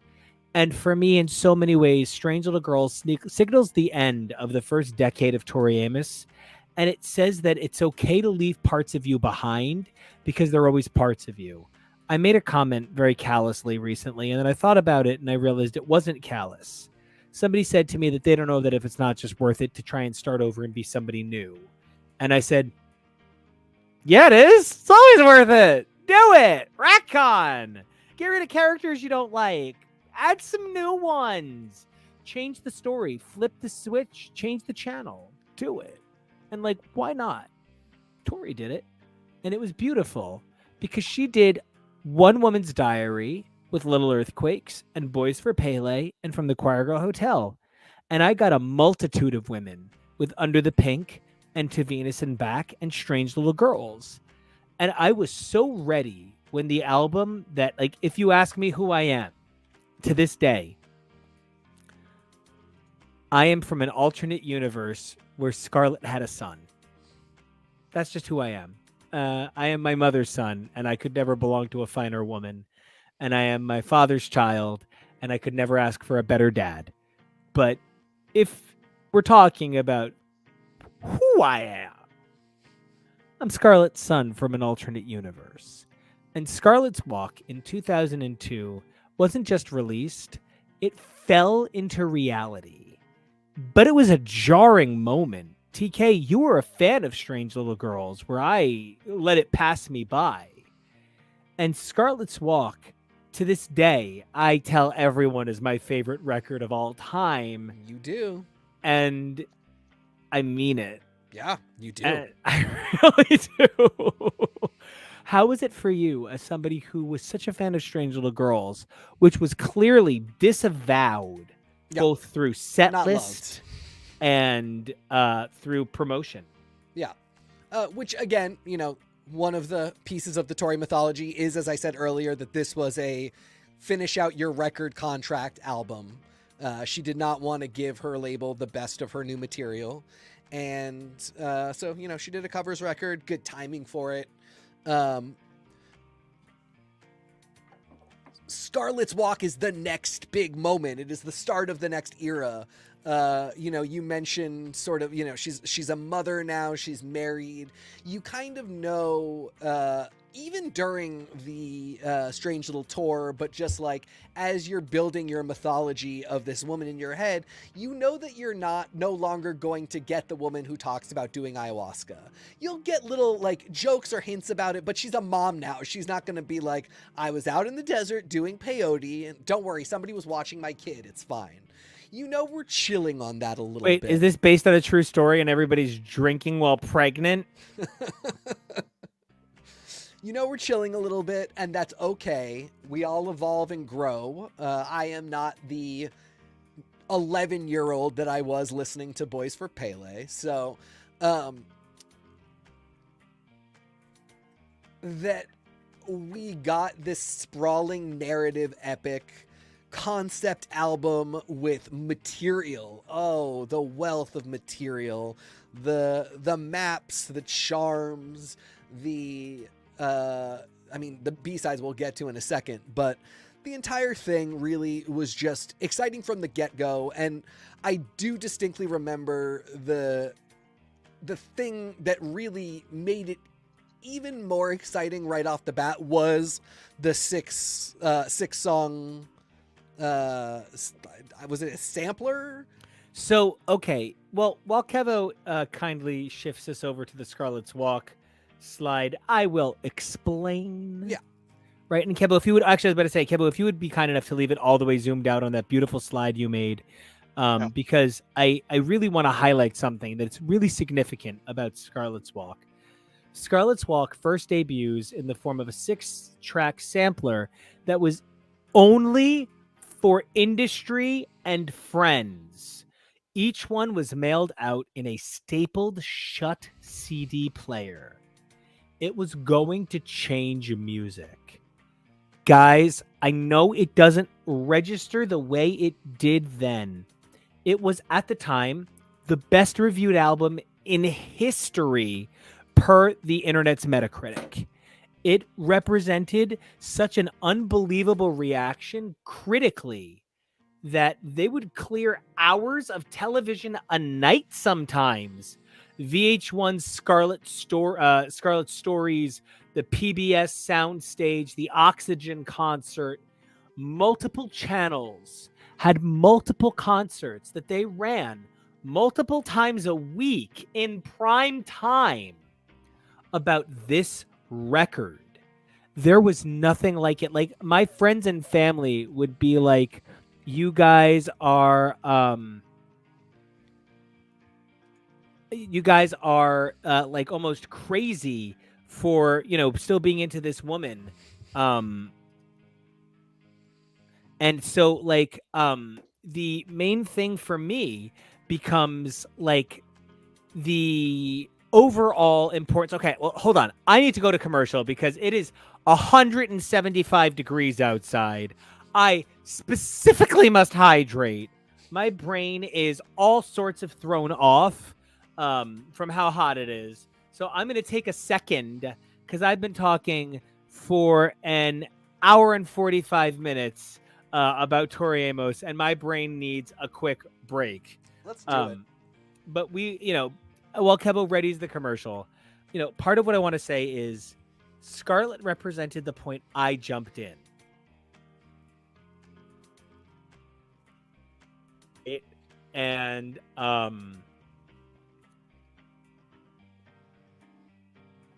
I was a really difficult kid, and it was really hard for me to figure out ways to figure my feelings made sense. And I was really struggling with a lot of stuff when Scarlet's sampler came out. And it was Amber Waves, Scarlet's Walk, Crazy, Carbon, Pancake, Taxi Ride, and Gold Dust, right? And I might have added one. It might not have been Carbon. It might have just been Crazy, right? And these 6 songs really helped me to figure out who I was going to be. And it had a slightly different cover, and it was a slightly different thing. But we talked for like an hour and 48 minutes about the setup and everything through Scarlet's Walk. And the reality is, even though the output increases significantly, I personally do not know that outside of the unique experience of the orchestral era of Tori Amos, the rest of her body of work even manages to add up to the significance of Scarlet's Walk. It's not a statement on her. It's Scarlet's Walk is a once-in-a-lifetime record. I don't want to get too emotional about it before we talk about it. We're going to get into it more. But Kevo, do you have that super cool commercial ready up, Kevo? Oh, I have something to lighten the mood for us. Don't worry. Introducing Kellogg's Just Right cereal, the perfect harmony between taste, nutrition, 4 wholesome grains, each one crisp and crunchy, with the sun-rich goodness of raisins, nuts, and chopped dates. Taste that's so rich in nutrition, you get 100% of 11 vitamins and minerals. New Kellogg's Just Right, the perfect harmony between taste and nutrition, with fruit or all grain. just right.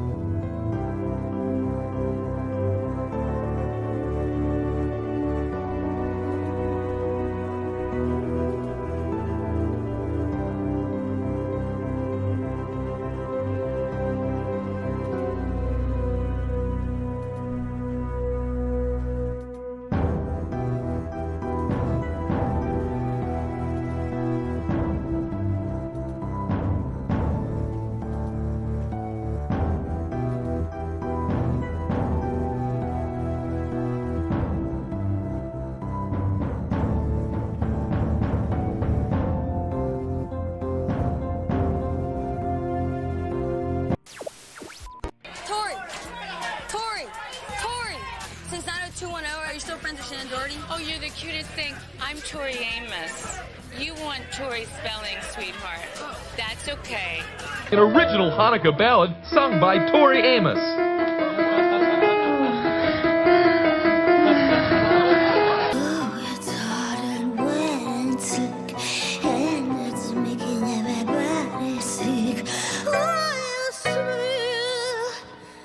Excuse me, but can I be a Jew for a while? You get to celebrate Hanukkah, which lasts 8 nights. You get a lot more presents than you do for Christmas. But then again, you can't eat pork.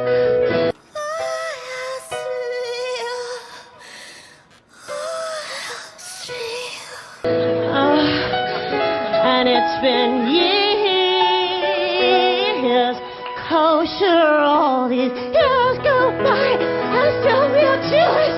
Oh. You grew up in Belvedere Hills, right? No, honey. No, I make records. But that's okay, I'll get you one. Any chance of 90210 the movie? No, honey, I make records. I'm not Tori spelling.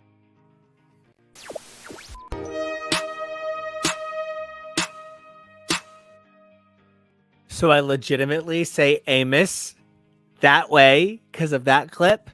I legitimately refer to albums as records because of that clip.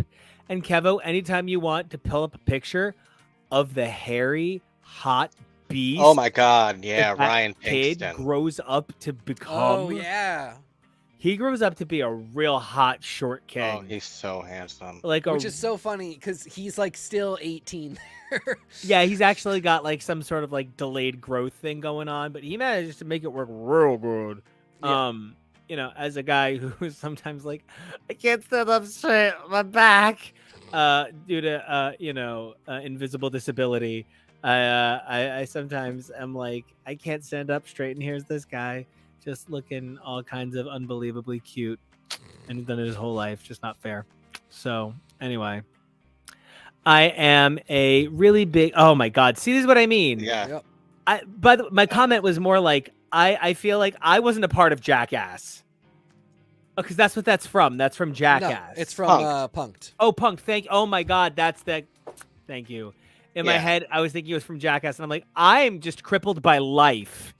And here's this kid looking because they're, gorgeous, and it's No, not fair. Oh, right, he's Punk'd, not Jackass. I Yes, switched the two things. He did not engage in like lighting himself on fire while on a rocket falling from a plane without a parachute intentionally. Okay, then you know what? And he Yeah. worked for Ashton Kutcher, who's actually not a horrible guy exactly.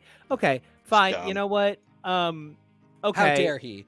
Fine. Then you know what? I've worked for not horrible people. Where's my million? Yeah, no, what a beautiful man. Jesus. And he was on a really weird live action show on Cartoon Network with the guy who's the hot son from Devious Maids. So like the world's crazy. That has Speaking nothing to do with Tori. Speaking of the world's crazy, one of the things about Scarlet's Walk that's so significant is it built a world.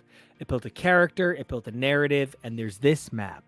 This map is, I remember the Entertainment Weekly review of this album that said this is perhaps the most important sketch of America since Joni Mitchell and a Napkin.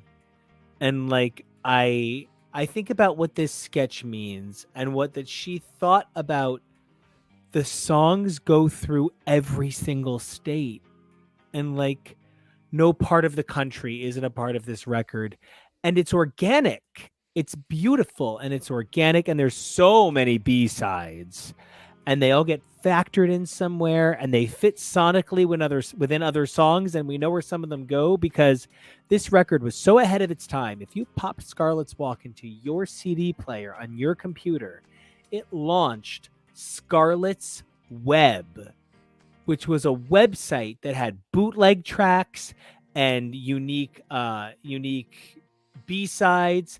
And if you bought the special edition, which had this cover, you got charms and Polaroids, but each box got one of 12 charms and 4 of 24 Polaroids, and it was all blind boxing. And that's how she's able to sell the charm of all the bracelet of all 12 Scarlet charms for $120 now, because like it's hard to even explain because like people don't understand that it was like almost cool to like Tori Amos in a really literal way. Even once Britney Spears existed, it wasn't uncool to be a teenager who liked this. And like, it was I remember this one time, Billy Corgan is doing this interview with, I don't know, some major news outlet. And they're like, so what do you think of Lollapalooza now? And Billy Corgan's like, I don't know. I have a real problem with it because like it was one point for the freaks and now it's just for everybody, you know, so it's just not the same. And, you know, I think about that. And I think about how, like, it was really cool to be a freak when Lollapalooza was cool. And it was really cool to be like, it was, no one made fun of me. Like, I don't know how else to explain it. Like, there was stuff I liked that everyone's like, nah, you're a weird faggot. And like, but like when this was cool, when this was on everywhere, seriously, even like the kids that were Radiohead or nothing would say to me shit like, yeah, no, that Tori Amos album, man, that was on MTV News last night, man. That thing's everywhere, man. I heard a couple songs. That thing's cool. Like, even the kids who I would like literally never care about their opinions went out of their way to tell me this record was cool. There was nothing like being a Tori. It's just nothing in the world like that. It's a moment. It's like Hoxpox at its peak, maybe, but Hoxpox at its peak wasn't on TV 24/7. Like people just And even then, not really. So not really. sold out Can't arenas. compare. Exactly. Radio City Music Hall, PNC It's Bank like- Arts Center. People don't understand. What you're saying is like trying to compare Game of Thrones to the last episode of MASH, or even the last episode of Seinfeld or Friends. Yes, TV isn't the same as it was by the time of Game of Thrones started. So even some of the stuff that like Taylor Swift or One Direction did wasn't really the same as compared to the 60s, 70s, 80s, 90s, early 2000s, before the internet boom and before this expansion that we've had of media. My dad kind of had ruler syndrome when I was a kid. He always had to like prove that he could measure up to anybody. Yes, and across any topic. I got sent to 3 shows across on Scarlet's Walk and a lot of pianos because it was such a big deal to score those tickets, and my dad could. Guys, that tracks. You don't understand. It was the coolest thing to be a Tori fan at this point in time. How do you, TK, as somebody who was living this life 333 miles north of me, the actual distance between our homes, how do you feel? Okay, so zoom in on our area.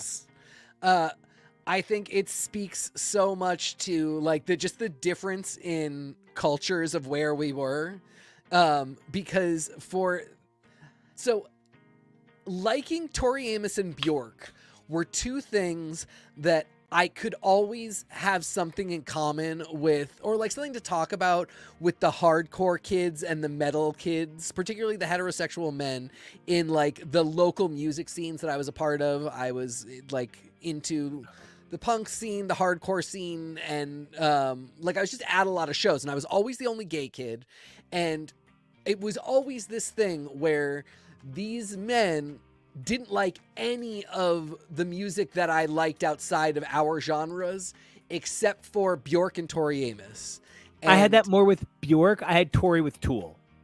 Yeah, I mean, that was like part of the connective tissue. Is a lot of them like Tool, therefore they knew that Tori was cool. So like there was this group of people that I loved Tool so much it was literally unattractive. Same. There's this group of people that like was so not into like a lot of the electronic music that I listened to, so much of the stuff that I listened to, but they were always like, oh, you like Bjork and Tori Amos, you're all right. And that didn't stop with Scarlet's Walk. Those people were all like, yeah, she's got a new album out, that's great. The like kids who listen to pop music and just like whatever was on the radio were so like, really? Tori Amos still? Nah, around here they were kind of like, dude, she's everywhere. Well, so yeah, and it's because like we were always like, 6 months behind everybody else. It took a while for the culture to permeate. By the time that happened, I was in college. But yeah, just people were like, I didn't realize she was still making music. And like, I'm meanwhile melting down. I'm so excited. But the biggest thing for me about this album was that for the first time since 94, she brought the tour to Portland, Maine, where every time before this, I had to go to great lengths to get myself down to Boston to see the tour. It was always, they were always on school nights. So like, I couldn't even like figure out a place to crash in Boston and like stay overnight. I had to get there and figure out how to get myself home so that I could go to school the next morning. And it was such a pain. And this tour, I was going to be able to go, walk to the State Theater or to Merrill Auditorium, and then walk to my dad's apartment. So no matter what happened, I would be okay. And that was, to me, I was like, Scarlet's Walk, she's going everywhere. She's going so everywhere that she's actually coming to Portland. Like, Portland matters for once. And that to me was just like kind of emblematic of what was happening here and how really dedicated she was to this whole thing. Not just the character and not just the stories and not just the iconography, but literally the tour. Like everything, this album gave you everything. And on top of that, it really was the culmination of that, like, Tori doesn't give a fuck what she's playing for you as long as she likes it. The fact that A Sort of Fairy Tale is like such a top 40, adult contemporary, put it on the radio song, but not in the way of like, oh, fuck that sellout. More in the way of like, she'll do better if she has an appealing pop song. That's really smart. And it's good. It's a great song. I love hearing it live. I love the video where she's a half a foot with Adrian Brody. It was really a fascinating moment, and it is the start of this next era for her. I also just want to say, I'm waxing poetic. I'm clearly having an absolute psychotic break. Yes. Over this album, and I did, like, I had never up through here felt not alone in my entire life, and here was a map of how not alone I was for the first time in my entire life. And it changed me. It changed how I tell stories, definitively. And I think that one of the things that this album also did was the B-sides to this record were so significant and so cool, actually. Like, she debuted them at show stops where they would go. And some of them are like some of the most out of genre songs you've ever heard from her. Her remixes to Don't Make Me Come to Vegas would be, I think, Grammy nominated, if I'm not mistaken. And the Scarlet's Hidden Treasures EP that was associated with Welcome to Sunny Florida got just as many spins from me as did Scarlet's Walk. Bug a Martini defines how Tori Amos is cooler than you've ever fucking been. And Ruby Through the Looking Glass being such a cool song in Scarlet's Hidden Treasures, it's a regular staple on the Ocean to Ocean tour this year. So cool, such a record, and that it leads directly into Tales of a Librarian almost perfectly mirrors the balance of Night of Hunters into Gold Dust in a way that is unspeakable by name, but only enjoyable by experience. Tales of a Librarian as a record is a greatest hits, but so much of it is reworked, reimagined. It's every odd version of every song. And I want to make a statement. I don't have any reason to think this other than I say so. But in Angels, she says they're drowning angels down in the Potomac. The Potomac is a major focus area of the landscape architecture of Scarlet's Walk's geography as it relates to the overall picture of where it crosses through most repeatedly. So I'm inclined to have always believed in my heart that Angels is this pinnacle moment that allows Scarlet's Walk to transition into Tales of a Librarian the way I've always felt that Night of Hunters has Carrie as a pivot point, as the only pop song truly on the record to allow their listener to experience directly into Gold Dust. I absolutely love that interpretation. I really never would have thought about it like that. That's really gorgeous. Yeah, Tales of a Librarian is... We determined at Venus that we can support a greatest hits album, and what we get is a live album, a tour album. That's awesome. If that was the time at which we could support it, this is the point and this new era where, this has to be a business and this has to be a life going forward. This can't always be about perfect, selfless art at all times.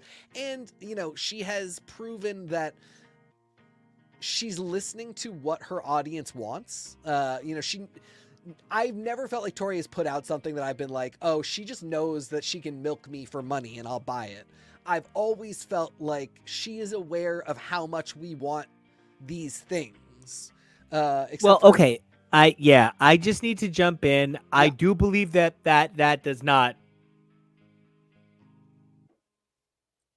That is not my feelings across all eras. Not but all here eras. it definitely is. Yes, not all eras.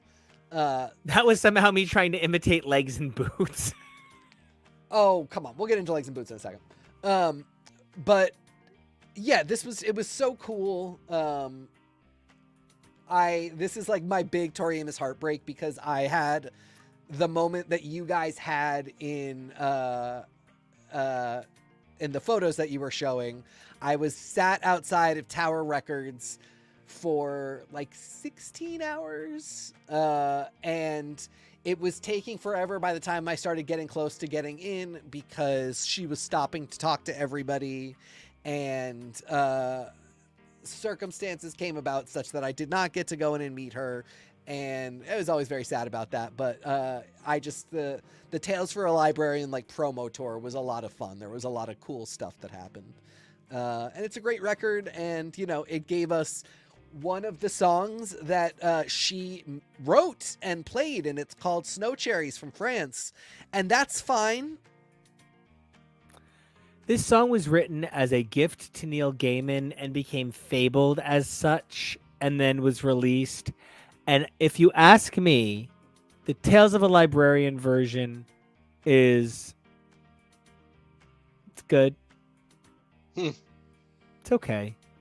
And then she redoes it on Gold Dust, and I think it's the finest song of its era. And you can't convince me otherwise. You cannot. Don't try. I'll fight you. I'll fight you to the death. I also want to give a big shout out to Mona Lisa Smile here. Tori doing You Belong to Me and Murder, She Says. Murder, She Says is the final song based on a true story, which is why I mentioned it. Not Tori's version. No, unfortunately. Yeah. But Tori's version of Murder, He Says is the finest version of Murder, He Says, because Murder, He Says is a great song, but it's a mess. But You Belong to Me was actually so stupid. It was my Nana and my Pop's wedding song. And it's a song that's always meant a lot to me and Kevo. And Tori's version will always hold a really special spot in my heart. And Baba Booey to you too, Tori. Tori scatting. There could never be enough. Call MC Scatman. There's the remix that we need. And to just non sequitur a bit, this is just it was one of the weirdest movies, and there's always so many weird movies that people, I feel like today, freak out so much more over. But back in the day, the fact that there was this random movie with Julia Roberts, Kirsten Dunst, you mean Julia Girl Stiles, Dead Poets Society? Maggie Gyllenhaal, Guinevere Goodwin from Once Upon a Time, Lily from the 4400, Topher Grace was in this weird movie that I can't even remember what the plot was, and Tori Amos being one of the top billed actors in the cast as because she does wedding singer. Performing. Yep. Wedding singer. And just so for as much as she really is such a more diverse performer and artist than people give her credit for, and the things that she loans her name to and that she participates in, the fact that she did something like this, I think most people wouldn't assume she would have been involved. But no, why not? And I have long said, and by long said, I mean every time I talk to Nico, I talk about I would do anything to get a Tori album of, American Standards, the Great American Songbook,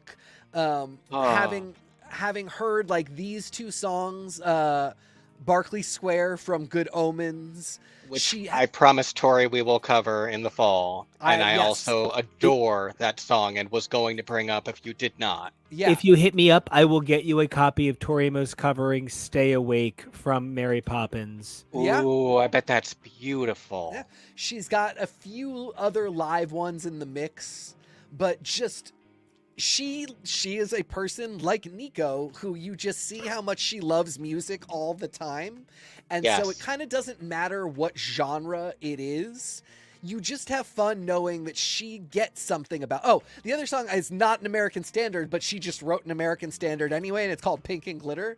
We'll get to that later. But she can pull off classic songs. I so uncynically adore Lady Gaga's album with Tony Bennett because she really can pull it off, and it's nice to get a change of pace. And these songs are iconic for a reason. And anyway, I would just love if Tori did it. But now, I only want to bring this up, but my first Tori show, she did 10 songs from Scarlet's Walk, which was the album it was in support of. Yeah. And in addition, she did In the Springtime of His Voodoo, which nowadays is like the biggest rarity. Yep. But of note, my first show ever, she did Take to the Sky. Yeah. Which has like been a song that's followed me throughout my Tori career. Yes. In a really magical way.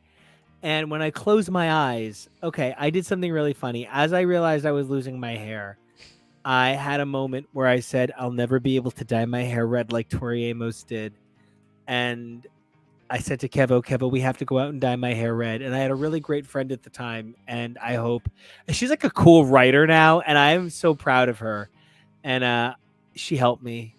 And I went out and I dyed my hair red that day. And I feel like if I am Cara Thrace and I close my eyes, instead of hearing All Along the Watchtower, I probably hear the riff from Call to Light Sneeze, but I think it manifests through Take to the Sky because that's the one that I've heard 8 shows.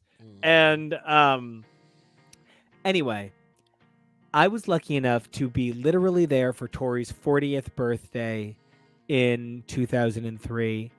And she literally said stuff like, I don't care. I'm going to play what I want. It's my birthday. And she just didn't give a shit on the Lot of Pianos tour. Guys, like, it's hard to explain what it must be like when everybody goes up to you and says, hey, Tori Amos, in 1992, everybody said you might really write the greatest American record. And you did. Like, how was that?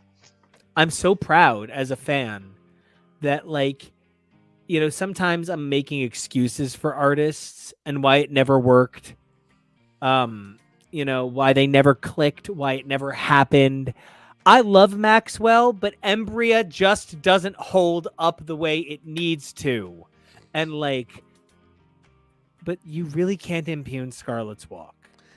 It only gets better with age. The other thing, we haven't delved into the fact that it's a post 9/11 album, and that as like if you talk about it being a great American album, one of the big components of that is the fact that we were still, someday very soon, somebody's going to make the first great post-pandemic album. In terms of like the pandemic still doesn't stop, but in terms of how culture has shifted from where it was, this really was for me the first time I was processing through the work of a prolific artist, and that was the intention behind the album, that there are multiple songs that, if this is a woman touring the US in a narrative form, there are songs where she's doing so during 9/11. So, in terms of why it is a great American record, it's not just that it's really good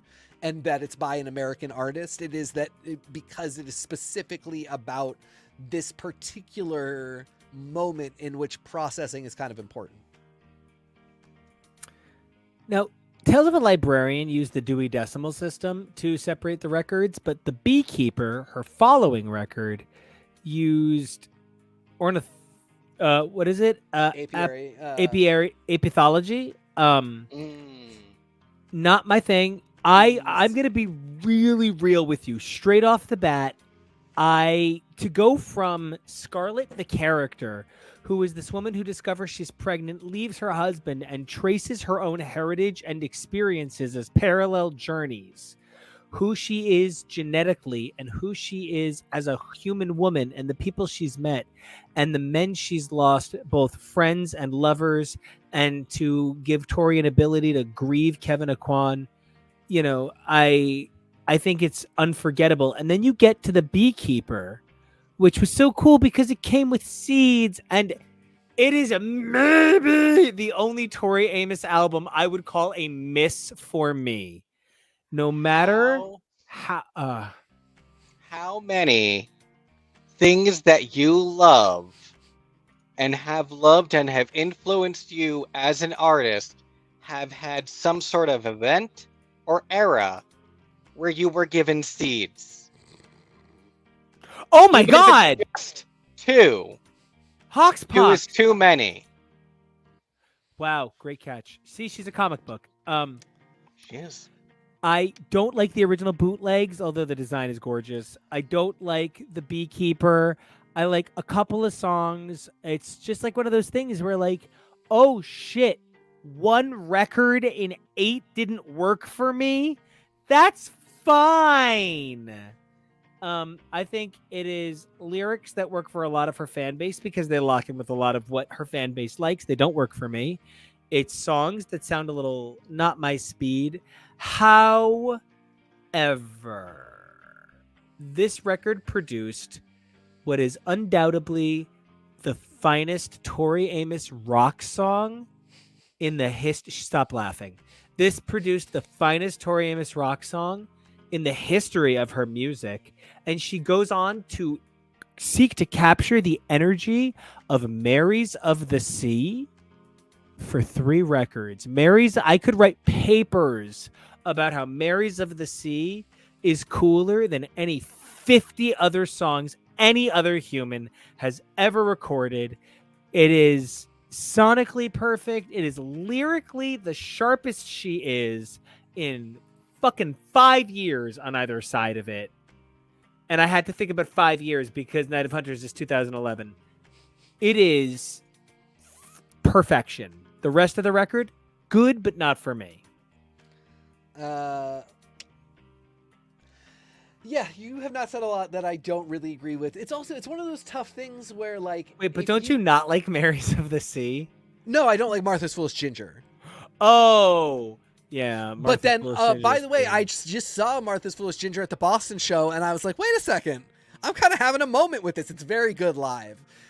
She really sells it live. An ex-boyfriend of mine and I were one time like doing stuff, and that song was playing in the background, and he pops off for a second to say, this song sounds like the kind of song that would play right as the like lady in a movie realizes that she does miss the guy, and then right back to his job. And there's a really interesting moment in my head where Tori does the what I could have done's, and there's a moment. There are a bunch of songs on here that really are fantastic. They maybe don't work great one after the other. Parasol and Sweet the Sting being a really good example of 2 awesome songs that should just be nowhere near each other. But, okay, hold on. Best thing ever. I do not care for Cars and Guitars because it opens with this thing where Tori sort of like, I don't know how to say it. Tori kind of beatboxes in that way that only Tori can. But she kind of goes, chalk, chalk, chalk, chalk, chalk, over and over again. And TK, would you please explain to Kevo why it's okay? I have decided that is simply Tori's chicken from Arrested Development. You know what? It times out in such a way that is genuinely realistic. Yep. Looking at the date. Yep. So at the end of the day, no matter what, it's her being a giant toddler. She's just the lost Bluth child, and she's Nelly. She's just being weird. She's not actually she's not Madonna doing the Chai Latte rap. She's just making noises because that's what Tori does with her human mouth. Yep. General Joy, Mother Revolution, absolute bangers. Bangers forever. Hoochie Woman, I think, is really fun and funny. If you assume that Tori isn't taking it really seriously, which I believe she is not, I think it is fun and funny. In terms of the slower, balladier songs, I actually think Goodbye to Pisces, Into Marys of the Sea, like that's a great... Anyway, it's a great group. It's a great The songs are great. They don't work together as an album, unfortunately.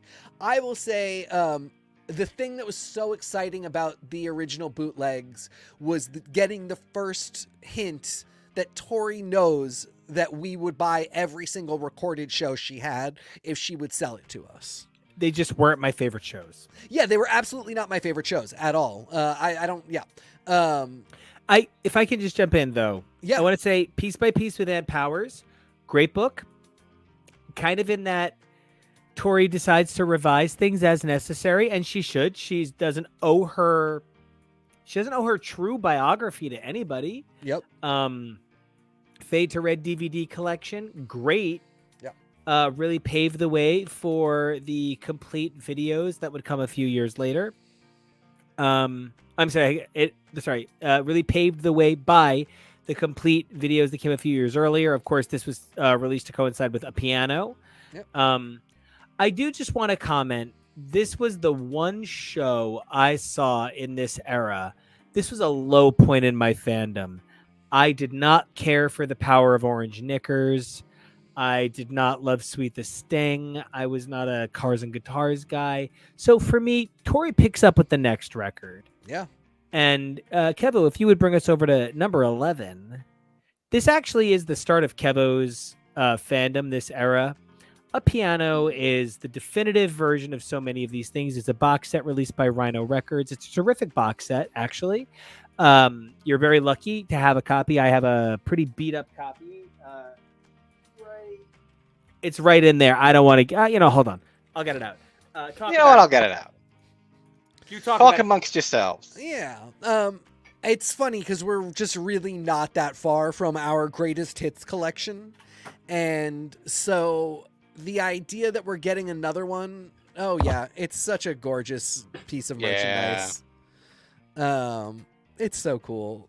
I think I was cynical about it at the time. Yeah. I love it.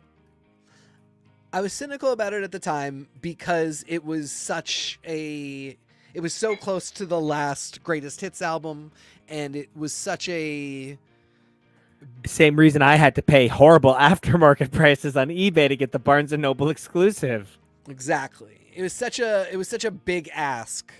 But again, I was having this moment of like, there's a lot of stuff on here that I want. And I love the presentation of this as like a definitive collection. I've never quite landed on how I feel about it. I do think it's an incredible undertaking, and even just to get 0 Point was worth the whole project. I think for me, the whole project comes down to Disc E. Yeah. The bonus B-sides collection, really tremendous. I also love the promo disc. Anybody who wants to, listen to that promo disc. It tells you everything Tori Amos wants you to think about this record. It's pretty cool. Okay, but let's do it. American Doll Posse. This is where Kevo comes in. This is where his fandom starts. This is this is the first album after we met. Yeah, it is. And crazy. This record is cooler than you, but it hates you. And this record is deeply confused about what it wants to be, and it's annoyed about it. And Tori Amos had an idea. And when I say this is the same idea that Nicki Minaj would do, I'm not saying Nicki Minaj is derivative. I'm saying Nicki Minaj had a separately cool same idea. But Tori didn't invent it either. It's tropes, but it's what she did with it. She decided to play all 5 X-Men and put them on a record, and it doesn't work, honestly. It does not work the same way Scarlet works, the same way Night of Hunters works. But what it is the most exciting broken chaos. This is the only response, like, I don't know, like, I'm trying to find a nice way to put it, but like, I'm ready to go, okay? But Mulholland Drive is not as good as Twin Peaks. Interesting comparison. I actually really love that comparison. because Mulholland Drive is an incredible movie. It's fucking amazing. It is not flawless. It is not perfect. And Twin Peaks is also not perfect, but feels much closer to perfect. And for every doorknob, it's just a wampum prayer.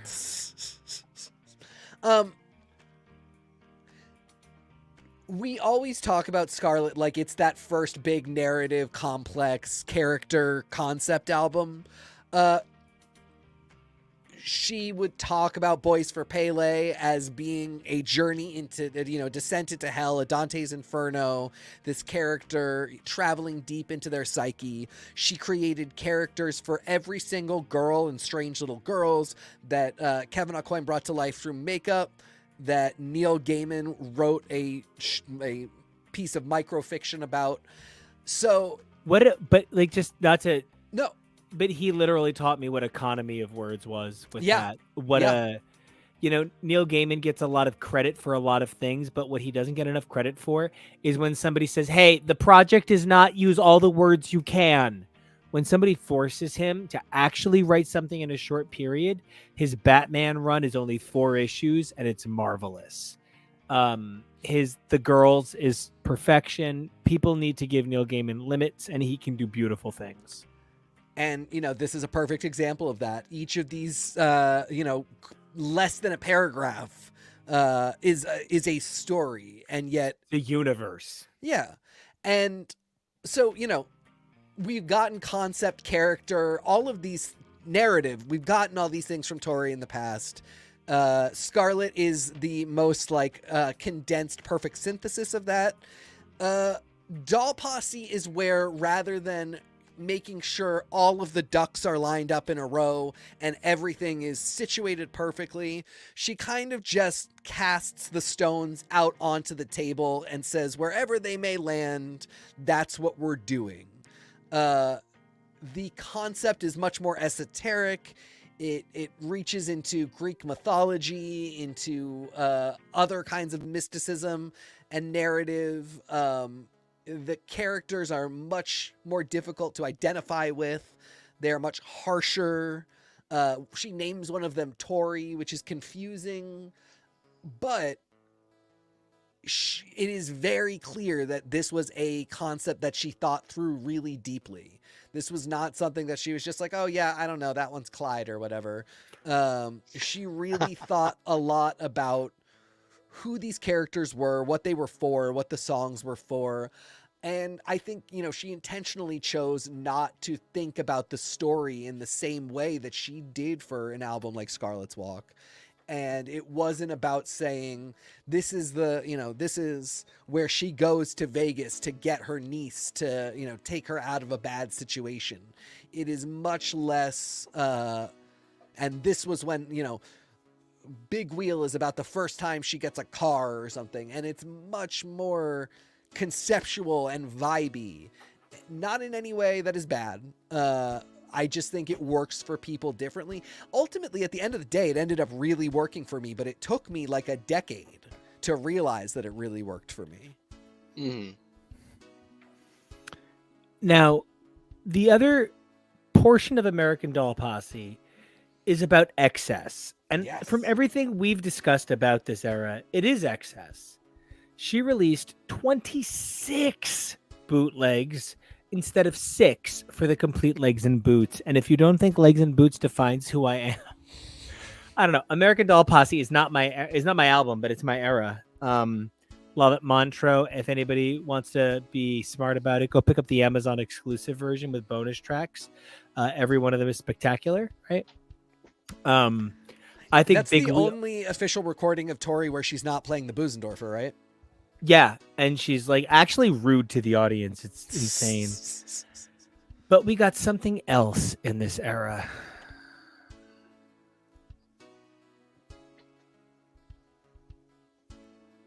Hello, gorgeous. So we got Comic Book Tattoo in this time, which would go on to win an Eisner.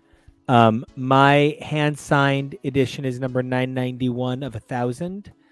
So I got one of the last ones printed, right? Hand-signed by Tori. I I've actually brought this up a million times on our show, X is for yeah. Podcast. Oh yeah. But Jonathan Hickman has a story in his 1000 Oceans tale that is essentially the same backstory as his Krakoan era story. Yep. And it's unbelievable how it kind of has its start in Tori Amos. And I think I can thank Tori for half of my childhood then. Yeah, I mean, as we said, like this starts with little earthquakes. This starts with, if you need me and you'll be hanging out with the Dream King. They say your brain is just a comic book tattoo, and you'll never be anything.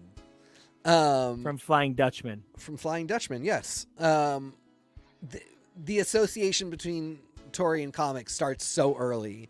And it's funny because she's never on stage like, and when I was reading Uncanny X-Men 300, but the sprawling, episodic nature of the narrative that she tells about the woman that is 2,000 different women throughout these songs, the way the songs are like issues of a grand run of something, there's just so much about her whole career that parallels and benefits from and enhances comic books and graphic novels and visual narrative storytelling.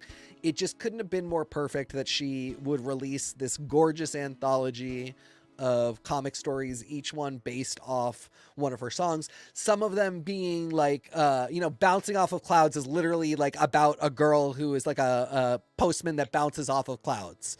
Yeah.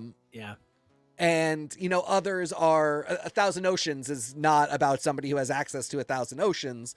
It's, as epic as that song is, Hickman really got the assignment. So, it's beautiful. It's fascinating.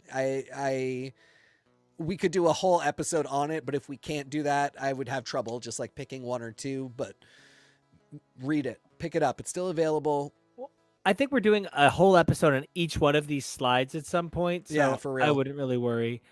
And one of the things is because of that, I don't want to spend too much time on Comic Book Tattoo right now. Yeah. Except to say that a deluxe edition I just held up, I recently saw an unopened edition go for $1,450. So, yeah. So to take a look at what follows, is a really weird time in Tori's career, to be honest with you. Abnormally Attracted to Sin. I'm the one person on the planet. I think this album is better than American Doll Posse. I think it's real good. I like the songs no one likes. That's part of it.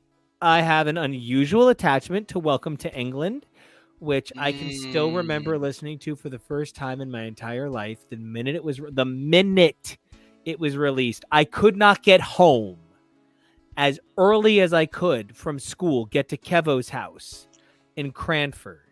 And I went to Kevo's kitchen and I listened to it there. And I still remember banging a tango to not get tangled. It's the first real album I remember being aware of. I know that Doll Posse was the first to come out after we met, but this is the first to come out after like we were in a relationship. We got engaged the day we got it. Yeah. Yeah. This is almost our engagement date. Yeah. I love this album so much. This and Doll Posse, it took me a long time to get to. I was just in a weird place with my music fandom overall. Doll Posse came out when I was like following Broken Social Scene around everywhere. I was falling in love with the music of Patrick Wolf, who the fact that Tori Amos and Patrick Wolf are not like collaborating actively at all times still blows my mind. But I kind of missed these two. I missed being a part of fandom at this time. I didn't have like the Tori Amos people that had been in my life prior to this. It just, I kind of fell out a little bit, and I'm really bummed that I did not go to the Abnormally Attracted to Sin tour, the Sinful Attraction tour. Okay, and I can't blame you because when I looked at my numbers, Yeah. I think I have more unique songs Yeah. from this show over you Right. than any other show. Right. It was Kevo's first show. We were 8 rows back, left wing, blocked access. And this would have been also at the Leader Bank, where I just saw her for Ocean to Ocean, which the venue is just incredible. I've seen so many great shows there, and I'm bummed that I didn't get to see Tori there. But over time, it's almost been like a gift. I'm almost glad that I didn't get into these two at the time, because what it has meant is that I've gotten into them piecemeal over time, and each time I discover that it started during it was either Night of the Hunters, it was Night of Hunters, where she did Dragon, and I loved it so much. And I'd heard it before, but I just wasn't really thinking about it. And I heard this live performance and I loved it so much. And it made me go back and listen to the whole album. And even still, I filtered out so much of it. It's I was 20. If you do every track from every bonus disc version, because she got rid of doing B-sides altogether. It started 12 tracks and 20 B-sides, and then went into 18 tracks and 12 B-sides. And at this point in her career, it's 28 tracks across 4 and 5 deluxe editions. Yep. And it's an undertaking. It's like an hour and a half, an hour and 45 minutes to listen to any one of these records. So I really gave Doll Posse a bit of I would filter every time, but every time I would go to a tour, she would play something else off of it, and I would go back and listen. And what it meant was I got to fall in love with the album multiple times over time, and it really took until the Ocean to Ocean tour for me to do. I did the same thing with Abnormally Attracted to Sin, and for the first leg of Ocean to Ocean, she did Lady in Blue in Portland, which is a song I've heard before. I've heard all these songs before, but the way she did Lady in Blue in Portland, I went back and just reabsorbed the whole record as a whole for the first time. And it was such a privilege to get to do, because it felt like getting a new record. And so, I really do love this record as well. I didn't really feel a certain way about it at the time, but I think it has some of her most complex and mature songs, and it really Abnormally Attracted to Sin is a Guys and Dolls reference. Songs like That Guy and Lady in Blue have a feeling that speaks to that idea that I'm talking about, where she could do songs from the first half of the 20th century so much justice and make them so beautiful and interesting. And I just think you see a lot of that here. I think Lady in Blue and Code Red represent two of the finest pieces of music she ever composes in her entire career. Heck yes. Code Red is one of the most perfect pieces of music I've ever heard in my heart. Yes. I went through a really bad breakup with a physically, mentally, and emotionally abusive person. And that person sort of took advantage of the fact that I had certain physical things that you could just kind of trick me into being okay with. And Code Red sounded like that. And like hearing it, I was like, I can heal now. I didn't like mire in it. I could get mad through it. And Lady in Blue helped me in a really complicated time in my life. But I will never forget going to the Orlando Mall to get the Live from the Artist Den DVD with Kevo during our Disney College program, and going home and watching it. And that was the moment I fell back in love with Tori Amos and never looked back. The Live from the Artist Den DVD. I think I put on 50 more DVDs that week. I couldn't be stopped. I was like, oh my God, she's so good again. Like, that Live from the Artist Den DVD is every good thing about Tori Amos as an artist. And I didn't remember it until I rewatched it a little bit for this episode and got choked. I can see myself sitting in our apartment and looking ugly green carpet and looking at everybody in the room. It was Kevo and our friend Jimmy, and being like, but guys, do you see like what she's channeling here through her pain? And like that Live from the Artist Den DVD, I don't know that it's better than any other DVD. I don't know that it's better than any other live performance, but there's something in that moment that channels everything Tori that I loved up through then, and it's just back. It's just back, and it never goes away ever again. I never fall out of love with her again. I never lose that spark. The minute Not I watched really. that Live from the Artist Den DVD in 2010, it was gas to the floor for 13 or 14 years now. I have not looked back. You've had similar reactions, like you were saying earlier, where you've been like, this album didn't really slap for me. But I'm now old enough to recognize, especially, that she's an artist who's going to keep producing. So she'll probably get me on the next one. And if she doesn't, I have all these other ones in the back. So, like, she's amassed so much content at this point that even if she mildly disappoints you on one piece of work, she does so much more and she's done so much more that, yeah, you've really, really, really never had any sort of breakup with Tori in all this time.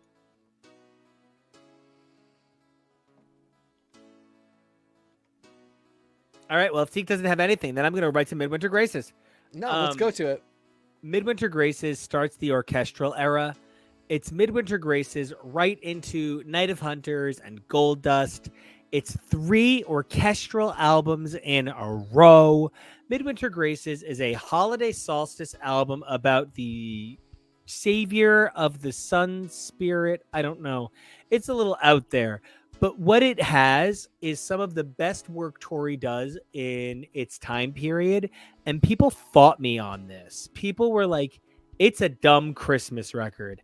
And I was like, I'm going to put my foot right where you can see it, like a stop sign, to get your attention. Because this record is actually nonstop bangers. Star of Wonder, Pink and Glitter is actually one of my top 10 Tori Amos songs of all time. Yep, I'm And with you on that. And it was not until this year when you were like, you're missing something. It is the Christmas song. It is Yep. like, it is so beautiful. Shower the world with pink and glitter, if you please. And it's Completely charming. non-denominational, by the way. You know, there's nothing in there. Which I love. Yep.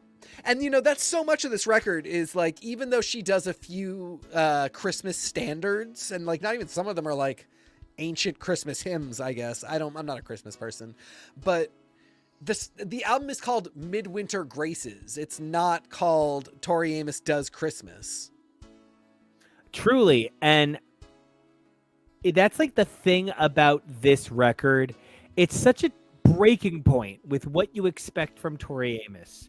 When I think about God, Crucify, when I think about the iconography of We Both Know It Was a Girl Back in Bethlehem, of the crucifix, she is a hyper-Christian woman. And what she becomes at this point in her career is redefining of the experience. And it's one of those things where I just thought I didn't want it. And, you know, in some ways I really didn't, because I'm not a Christmas person at all, but given the opportunity, there's nobody I would rather shepherd me through traditions and aspects of a culture, basically, that I really don't know anything about, that kind of freaks me out a little bit. But that, you know, most of the world loves, most of my country loves, and that I got to kind of be taken through the most beautiful and best parts of it through a mother figure who I love so much, who gave me her own interpretation of it in a way I really just I was not prepared to be so charmed by. And I think that's the thing about Tori's reemergence as a creature of orchestral music. There's this reconfidence. Something we've talked about a lot is, and it's not a judgment of Tori Amos, but perhaps an indictment of the media sphere cycle, is Abnormally Attracted to Sin. Abnormally Attracted to Sin is the pinnacle record for I was in a bad place when I made that album, but I'm in a good one now. Don't worry. It's the record that most says, hey, I actually went to the place where I was legitimately suicidal, and it took me back to those suicidal places, despite being a multi-Grammy nominated, multi-platinum, multi-millionaire with an incredible family and an unbelievable fan base. I was broken by my experiences. And like, it's that understanding of who she is as an artist, but also a human being that kind of highlights in Abnormally Attracted to Sin, where the Media Machine is churning out these records. And then you get to Midwinter Graces, released just 2 humble years before a pretty cool wedding. I don't know. And Midwinter Graces is this breath of fresh air. She's suddenly excited about music again. These reimaginings of these songs are incredible. They're creative. New lyrics. We Three Kings are coming again. It's almost like she really liked David Goyer. We Three Kings be stealing the gold. I think about it stuck every in all our time. brains. I think about it every time. And yeah. Not her fault. And that there's still original stuff. It's just so much fun. It is really fantastic. And, you know, that it leads into the next of the orchestral era is pretty cool. And I think the thing about having a holiday album for her is it's accessible even when it's inaccessible. Yes. A Silent Night with You is Christmassy enough. Yep. And it actually leads into Kevo's favorite record, with tracks from the Light Princess first appearing on Midwinter Graces. We were actually at one of the only concerts in the history of her music where she performed an actual song from the Light Princess. Oh yeah, we were all there. Darkest Hour while we were there. And that's the one she went with. I love her, and it's a really good song, but there's like literally at least 5 that I would have probably liked to see live before the incredibly sad Darkest Hour. And even one that's from this album. Just saying, please. Okay. I might have, if I had my choice, I might have gone for Amphibieva. But Darkest Hour is the song. The first time I heard it, I was like, oh, I didn't realize Tori sang on this. And it took me a minute to realize it is a Tori Amos song. Most of the songs on The Light Princess, you can feel Tori's touch, but you're like, this is not like she would, put this on a record. Darkest Hour is the one where you're really like, oh yeah, this is like a Tori Amos record song, slightly adjusted for a musical. So I got that she did it, but yeah. Okay, but now I need to take a shot at something kind of dumb. Yeah. I love From Russia with Love Existing, but that it came with a camera.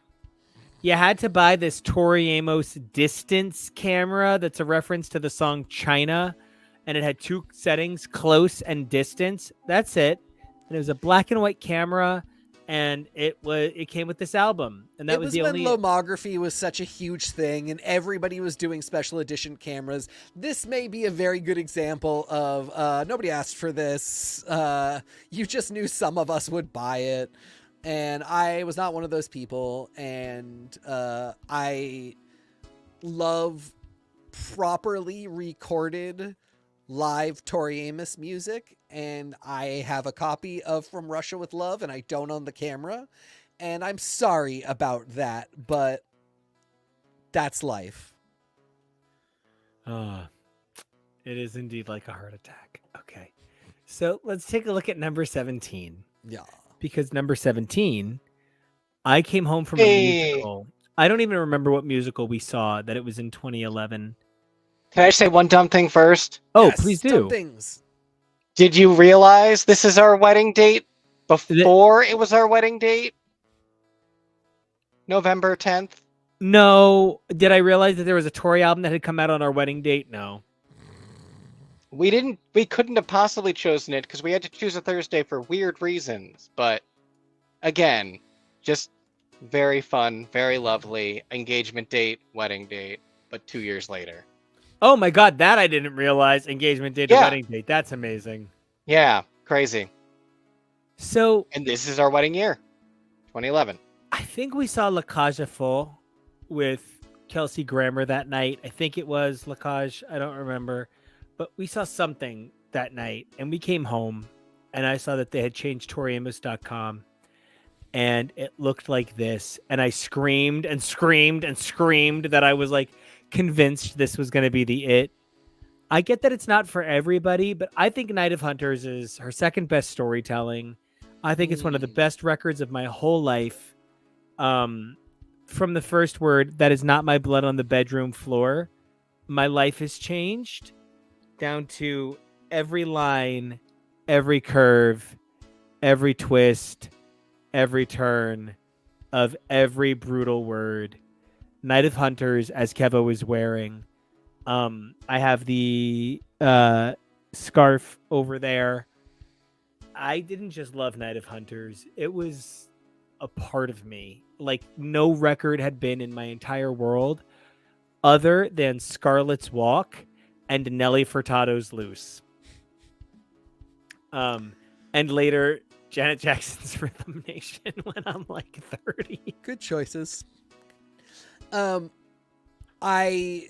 This is like Comic Book Tattoo, where to talk about it specifically would have to go in such a like intense depth that I feel better off just saying it's unique and beautiful and amazing. It is very inaccessible to pop music fans, and that's okay. At number 17, if you want to be inaccessible to pop music fans, that's okay. If you think Cactus Practice and Job's Coffin are inaccessible, Tosh's voice, okay, that's part of it, I guess. Half of the songs are sung by Tosh Hawley, Tori's then 13-year-old daughter. I also think one of the things that made this and a lot of this era difficult for people is the last real Tori album before this one was kind of abnormally attracted to sin, and then you don't really get another real regular album until Unrepentant Geraldine. Yeah, that's, when I say it's inaccessible, that is exactly what I mean. And all of this stuff, exactly like you're saying, like Midwinter Graces is great, but it's a Christmas concept album. Night of Hunters is great, but it's a very artistic, using existing orchestral themes concept album. Gold Dust is a broad cover, self-cover album. Light Princess is a musical. So it was just hard for there to be, and like you even pointed out too, Attracted to Sin was kind of divisive and dark. So it was a lot. It was a strange era for sure. If your favorite Tori single is a sort of fairy tale, no matter how good Job's Coffin and Cactus Practice are, and they are really fantastic, you might just look at that and go, I don't know if that's for me. Yeah. And I can hear it. Yeah. But it's phenomenal. It's amazing. But it is phenomenal. Absolutely. And, you know, Tori does Outlander is never something I would have thought we would hear. There's also a cutting brilliance. She has her operatic soprano niece come in and sing on the title track Night of Hunters. And so the actual story is vaguely that there's this woman, she has a fight with her husband, she goes to the beach, she meets with this child, the Fire Muse, who has appeared on the Night of Hunters, and there's this spirit coming to claim the lives of children. And like one of the children is the fire spirit, and like it is. You forgot the part where she travels back in time. I did forget the time travel. It is such an absurd record, and I genuinely think every minute of it works. Yep. It's released in instrumental format as Sin Palabras, which is spectacular. I love the digital score, and I will fucking fight anyone with my fists that the Night of Hunters tour was the best Tori tour I have ever seen. I love that you said Tori does Outlander because I would really love for her to like do a re-release ish, refocus on this era, trying to push that Yes. connection because I think it would do very well for it. I'm You're actually right. really shocked that it did not come up more. And I also think she and Ron D. Moore could create the most epic collaboration in history. Yes. But yeah, everything you said is correct. This tour was phenomenal. It was Tori in a string quartet. We've never heard anything like it before. I was going to say or since, but the Gold Dust tour is similar, but it's a nimble 4-piece quartet, and Tori is different than an orchestra with many strings, or even 8 people from Juilliard and Tori. It's just a little bit different. And this was a special tour. It was, again, just Tori saying, this is how much I love music. I could literally redo my entire catalog for strings if I had the time and, I could make it successful. I'm going to have to do only a quarter of my 1,000 songs, but I can arrange all of them if you'd like. The thing I think that stands out the most about this era of Tori's music is it was as though the entire industry said, no, we saw that Night of Hunters thing. That was insane. You were the first woman to have a album chart on the pop records and the classical chart at the same time in history. You are the promise again. 10 years later, she goes back and says, I am what I promised you I would be as a young woman. I feel like I backed the right person. I just feel like I was rewarded when the universe gave notice on Gold Dust. I have a lot of feelings about the vocals on Gold Dust. I think they were produced wrong. But other than not loving every moment of Precious Things in particular, I do think that Gold Dust is a triumph of performance, down to I actually think that cut of Yes Anastasia is Jason Mraz pulling the Remedy out of the dream life of Rand McNally good, and I think it's worth noting. Yep. It is a real capstone achievement on a career. It's phenomenal. Now, this next particular slide, we're actually doing an episode about every single slide. No shit. But I rooted for this next one harder than most of fandom did. Fandom was pretty against this, it seemed, as a whole. Fandom was repulsed by the idea of Tori doing a musical, it seemed. I think people were hurt that they couldn't go. Well, they can fuck themselves because art is art, and you don't get to control art by geography. And Tori Amos managed to produce what is like, I appreciate you saying you can hear Tori on every song. I can only hear Tori on most songs. In a good way. I wanted a Tori Amos musical. I think this is going to see its time. I understand the cyclical nature of Broadway, but if I can be an assassin's lover, then I think, which that reference is problematic as hell. But I think Aren't we all? I can be a Light Princess lover. And I can hope that Light Princess... So the problem with Light Princess, just so everybody knows, is that Broadway theaters are determined by a union contract that necessitates X amount of members of the orchestra per number of seats in the theater. Now, Light Princess necessitates a large orchestra, but due to the size of the puppets used, can only be on a smaller size stage. So the nature of cost versus benefit ratio is a little bit tough. It's sort of like when the original version of Les Mis ran 3 hours and 15 minutes, meaning every performance required a 15-minute overtime pay. They eventually cut 15 minutes from Les Mis so that it wouldn't be overtime pay. The nature of the Light Princess soundtrack, score, and orchestrations doesn't lend itself to natural paring back. And that is what puts it in such an unfortunate situation. Mm-hmm. Oh, but it's perfect. Yeah, it's so cool. It's gorgeous. It really is. I mean, just it's a phenomenal musical. It's got really, really great music. It seems like a joy to watch. it's just tough because there's not much more a lot of us can say about it. You know, Kevo, this really represented the high point of your Tori Amos fandom.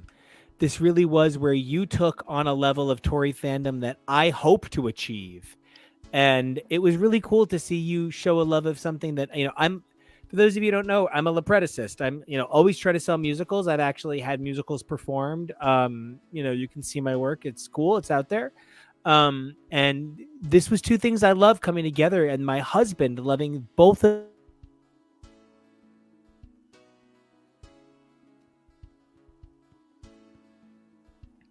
Oh, no, you glitched, Toby. If you asked me a question, I don't know what it was. No, it was just sort of like, it was so cool to see you love this. Yeah. If I was frustrated by anything, it was how long I felt at the time it took for the album to release. It's not that I even couldn't see it. It's that it felt like they kept pushing it back, and it might have just been because I was a young buck of only 30 years old, and now I'm older and wiser and a lot less, I would be a lot less shitty about it probably. If anything, I feel like it's been so long at this point. I'm ready for Tori's next musical. What else do you have? Do you have something else fun? Or something else experimental in that way that is like a Night of Hunters or anything like that? She clearly has shown across so much of her career that she has huge potential as a storyteller. I'd love to see her team up with like a Russell T Davis. Like, you've got the Doctor Who background just literally by chance, but I think that yes, they would work so well together. Yep. And the fact that, she has been a British, like, semi-expat for so many years and has never appeared on Doctor Who or really had any association is very funny to me. Just, it's such a match made in heaven. She just did 3 kind of standard albums, and usually after that we get something off the chain. So true. Well, I want to say that I feel Light Princess does kind of culminate the classical experience. Yeah. Where it's reflective of her experience in the eyes of others. But this era of modern Tori, I even love Native Invader. My problem with Native Invader as a record is that it's maybe a little bit slow to the point of sleepy. But to go back one step, Unrepentant Geraldines was so cool. And I don't think the whole world necessarily thought it was so cool. The way the whole world was like Scarlet's Walk, that's the thing. The way the whole world was like, oh, this American Doll Posse idea is the thing. But was like, we're going to sleep on Abnormally Attracted to Sin and Midwinter Graces. The whole world was like, Night of Hunters, that's the thing. The whole world was like, we think what she's doing is cool. And that 16 Shades of Blue song is amazing. But the rest of that record is okay. I thought this was one of her A+ records. I comfortably placed this at my number 4 Tori record of all time. My number 1 being Scarlet, my number 2 being Pele, my number 3 being Night of Hunters, my number 4 being Geraldine, my number 5 being Ocean. So, but I think this is an unrecognized gold mine of nonstop hits, references to other songs, like where in America she says where the rivers cross. That's specifically per Tori a reference to Scarlet's Walk, where the rivers cross the lake. And it's so powerful that Janet Jackson sees choreography as a part of the song, so the choreography doesn't change much because it's as important as the lyrics. Tori Amos sees her lyrics as characters throughout her songs. I just think Unrepentant Geraldines represents a high point. Couldn't agree more. Abnormally Attracted to Sin felt like a record about how painful it is to age and mature, and how that can lead you to such like a profound crisis and like self-loathing. And that's something we all deal with, but it's not always the most fun thing to have to deal with and to confront in music. Unrepentant Geraldines felt like a real celebration of what it means to age to the point of not giving a fuck, and the wisdom and experience that gives you, without ever sacrificing the idea that one would still wrestle with, how to support one's husband through the death of a family member, and similarly how to keep the fire in a relationship that has gone on for such a long time, how to be a mother and how to collaborate with your adult child, and forms of artistry. There's just so much interesting stuff in it. Kevo, I was about to say, Kevo, this was a record that really resonated with you time-wise.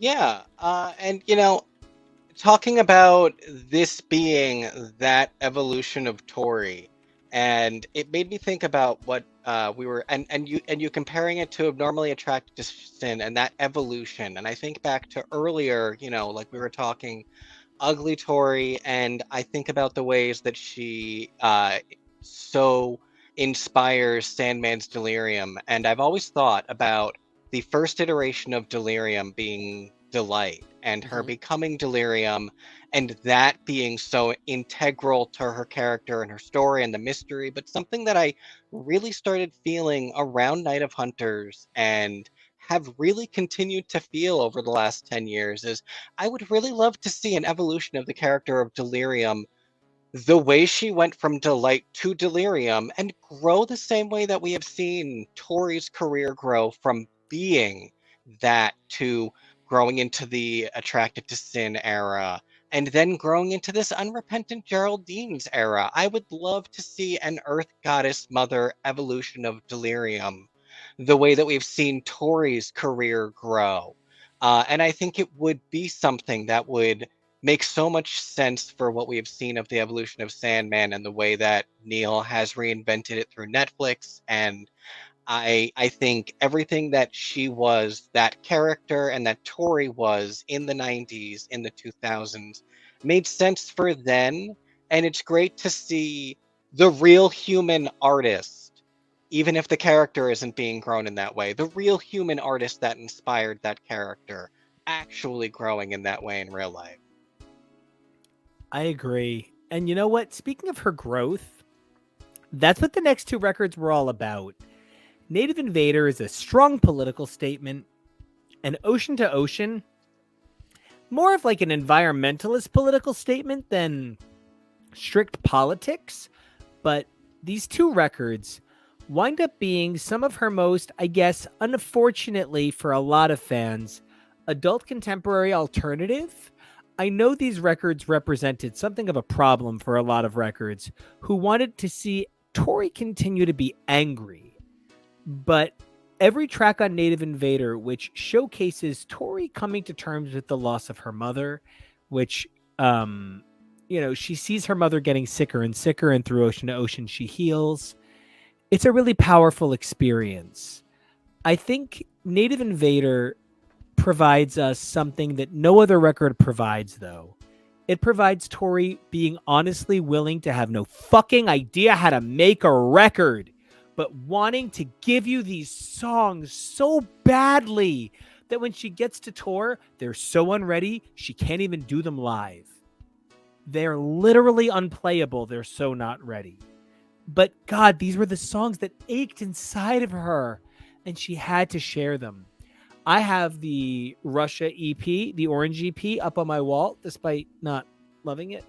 And Native Invader was never my record. But I Caught a Light Sneeze love Bang. I Concertina love Up the Creek. But like hard to talk about. I Tear in Your Hand love A Nightingale Sang in Berkeley Square. There are very few Tori covers that move me to tears, and that one does. It's just, I generally cry when I talk about Tori Amos as a rule, as do a lot of her more obsessed fans. So it's just embarrassing doing it on camera. But Berkeley sang Berkeley sang in Nightingale Square. That's why I always just say Berkeley Barclay Gale. Square and nothing else, because Yeah, it chokes me up every time. It's a perfect song, and it's a perfect cover of a perfect song. And Kevo, We're going to talk about that song in particular a lot on this show for a lot of about things. Good Omens. I promise We're going to Kevo a talk Good about Omens Doctor Halloween Who. episode. Yep. So yeah, we're gonna. It's such a meaningful song, and it's such a nexus of so many things that are meaningful for us. To have had Tori cover it was so special.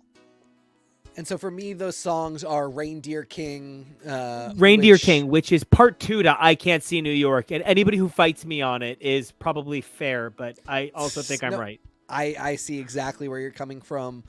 Wings for me is, that maybe that's my concertina. I concertina love that. Breakaway is such, rumored to be about the situation that led to the dissolution of Light Princess as a potential Broadway property. Her anger and heartbreak in that, and yet her still like essential Toriness is just phenomenal. Yeah, it is not the most cohesive album at all. It is the tour was the tour. I just need to remind everybody that it is literally her third most critically acclaimed record. Yeah. But is probably her fan least acclaimed record. Well, we see these things the way we see them. This is another one where the album maybe is tough, but I hear each song individually and I love it. And then I go play the whole album and I just think I see the talent and the artistry. But if any album, I did not have a good COVID. I suffer from panic disorder, which means when I get scared, it's hard to explain the way I experience fear. My body literally shuts down. I physically cannot move, right? I'm too scared to move. And COVID was hard for me. I fought the fear of panic disorder every day. And when Christmastide came out, oh man, I was the beautiful art by Rance, who is a good friend of Tori's, who's the guy who gave her Sandman in the first place, and one of the recurring characters of her real life, Bean, who appears, Sleepovers, Bean's got some pop. By the way, if you want to know how I lost all that weight, and you want to know how I went from 300 to 140 pounds, it is repeating to myself, you're only popular with anorexia. You're only popular with anorexia. You're only popular with anorexia. Sorry, Tori, but it's true. When Ocean to Ocean came out, we had gone through a profound loss in our family, and this record made it all make a little more sense. But more than that, Metal, Water, Wood was the most precious things a Tori Amos song has been since Precious Things. I love that description because it is just kind of about the essential iconographic nature of a song and how it's a pillar around which the rest of an album and the rest of an era can sort of hang itself, and it is so strong and present that it gives everything else the cover to breathe. And the songs that do that are not easy. And yeah, I think you nailed that. And I love that this is another album with ones that are also just weird. Spies is just weird. Is just so weird. Tequila is not, Tequila's so cool because it exists. Cool. Spies is cool. Oh, 1,000%. I just love that she's continuing to evolve. I'm with you. Nothing is bad, and you said nothing is bad. I'm completely with you. I saw 5 dates from the Ocean to Ocean tour, and a big guy. You saw 7? 7. And I maybe didn't love the 2022 dates as much, but every one of the 2023 dates was evolutionary for me as a person. I felt like I leapt forward in music in ways I couldn't have dreamt. And, so we're doing 22 episodes about Tori at some point. At least. But I don't want us to keep rambling too much longer. We've talked for 3 hours and a half by this point. I want to say, though, that TK, you bring something to the table that I can't, which is I've read Resistance once and had a reaction of like, are you saying that you literally at 3 years old played the piano as Watergate happened? And I know that's not ever what she said, but there is a little bit of natural storytellership that when this initially came out, I was not in the place for. And now I'm in a great place for it. But I would love for you to share a little bit about what makes Resistance so special to you. I think it is that the character and the subject of the story being told by also the woman who is that character, that she, rather than, a snippet here in an interview, a line in a song, and then an explanation of a line in another song, she gets in front of you and says, this is it. And I do not believe that all of it happened exactly as it is told, of course. Not in a bad way. Sometimes in a way where I'm like, I might have done that differently. Or had I been the editor, I might have taken it in this direction. But that this incredible artist said, if you would like my definitive narrative, since you're all making up your own, here is mine. This is the story. I'm never going to sit here and start like giving you biographical details of where I was when. So this is what you're getting, and you are welcome to it, and you can do what you want with it. You can keep your own if you like. But I, as a storyteller who have given you so many stories, can give you this one more. I love that. And what a great way to go out. It has been my pleasure to talk for 3.5 hours about my actual favorite topic of all time. Yeah, no offense, comics, but Tori Amos. I didn't just learn to love myself with Tori Amos. I learned to love women with Tori Amos. I learned to love men with Tori Amos. I learned to love people who were different and didn't fit into binaries with Tori Amos. And she taught me more about me than I could have ever hoped.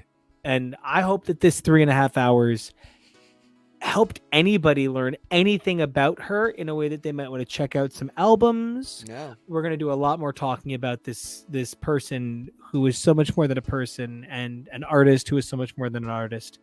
And it has been my pleasure to do it with you guys. My favorite part about talking about all of this was discovering the things I'd forgotten were the parts that wrote my fandom, like Live from the Artist Den. How about you, Kevo? Was there anything that was really special to you this last few hours? Generally, just the holistic experience, getting to like just sort of really talk out the course of her career. It's not in any way the actual full, definitive, hard bio of Tori Amos, but I really love this as a precursor for all the coverage that we're going to want to do, and I really loved the ways that this reframed how much she influences or has been influenced by so many other things that we love and that we're also going to talk about. So it's very cool. And Kevo, where can everybody find you? You can find me over on the socials at Kevo Really. That's KEVOREALLY.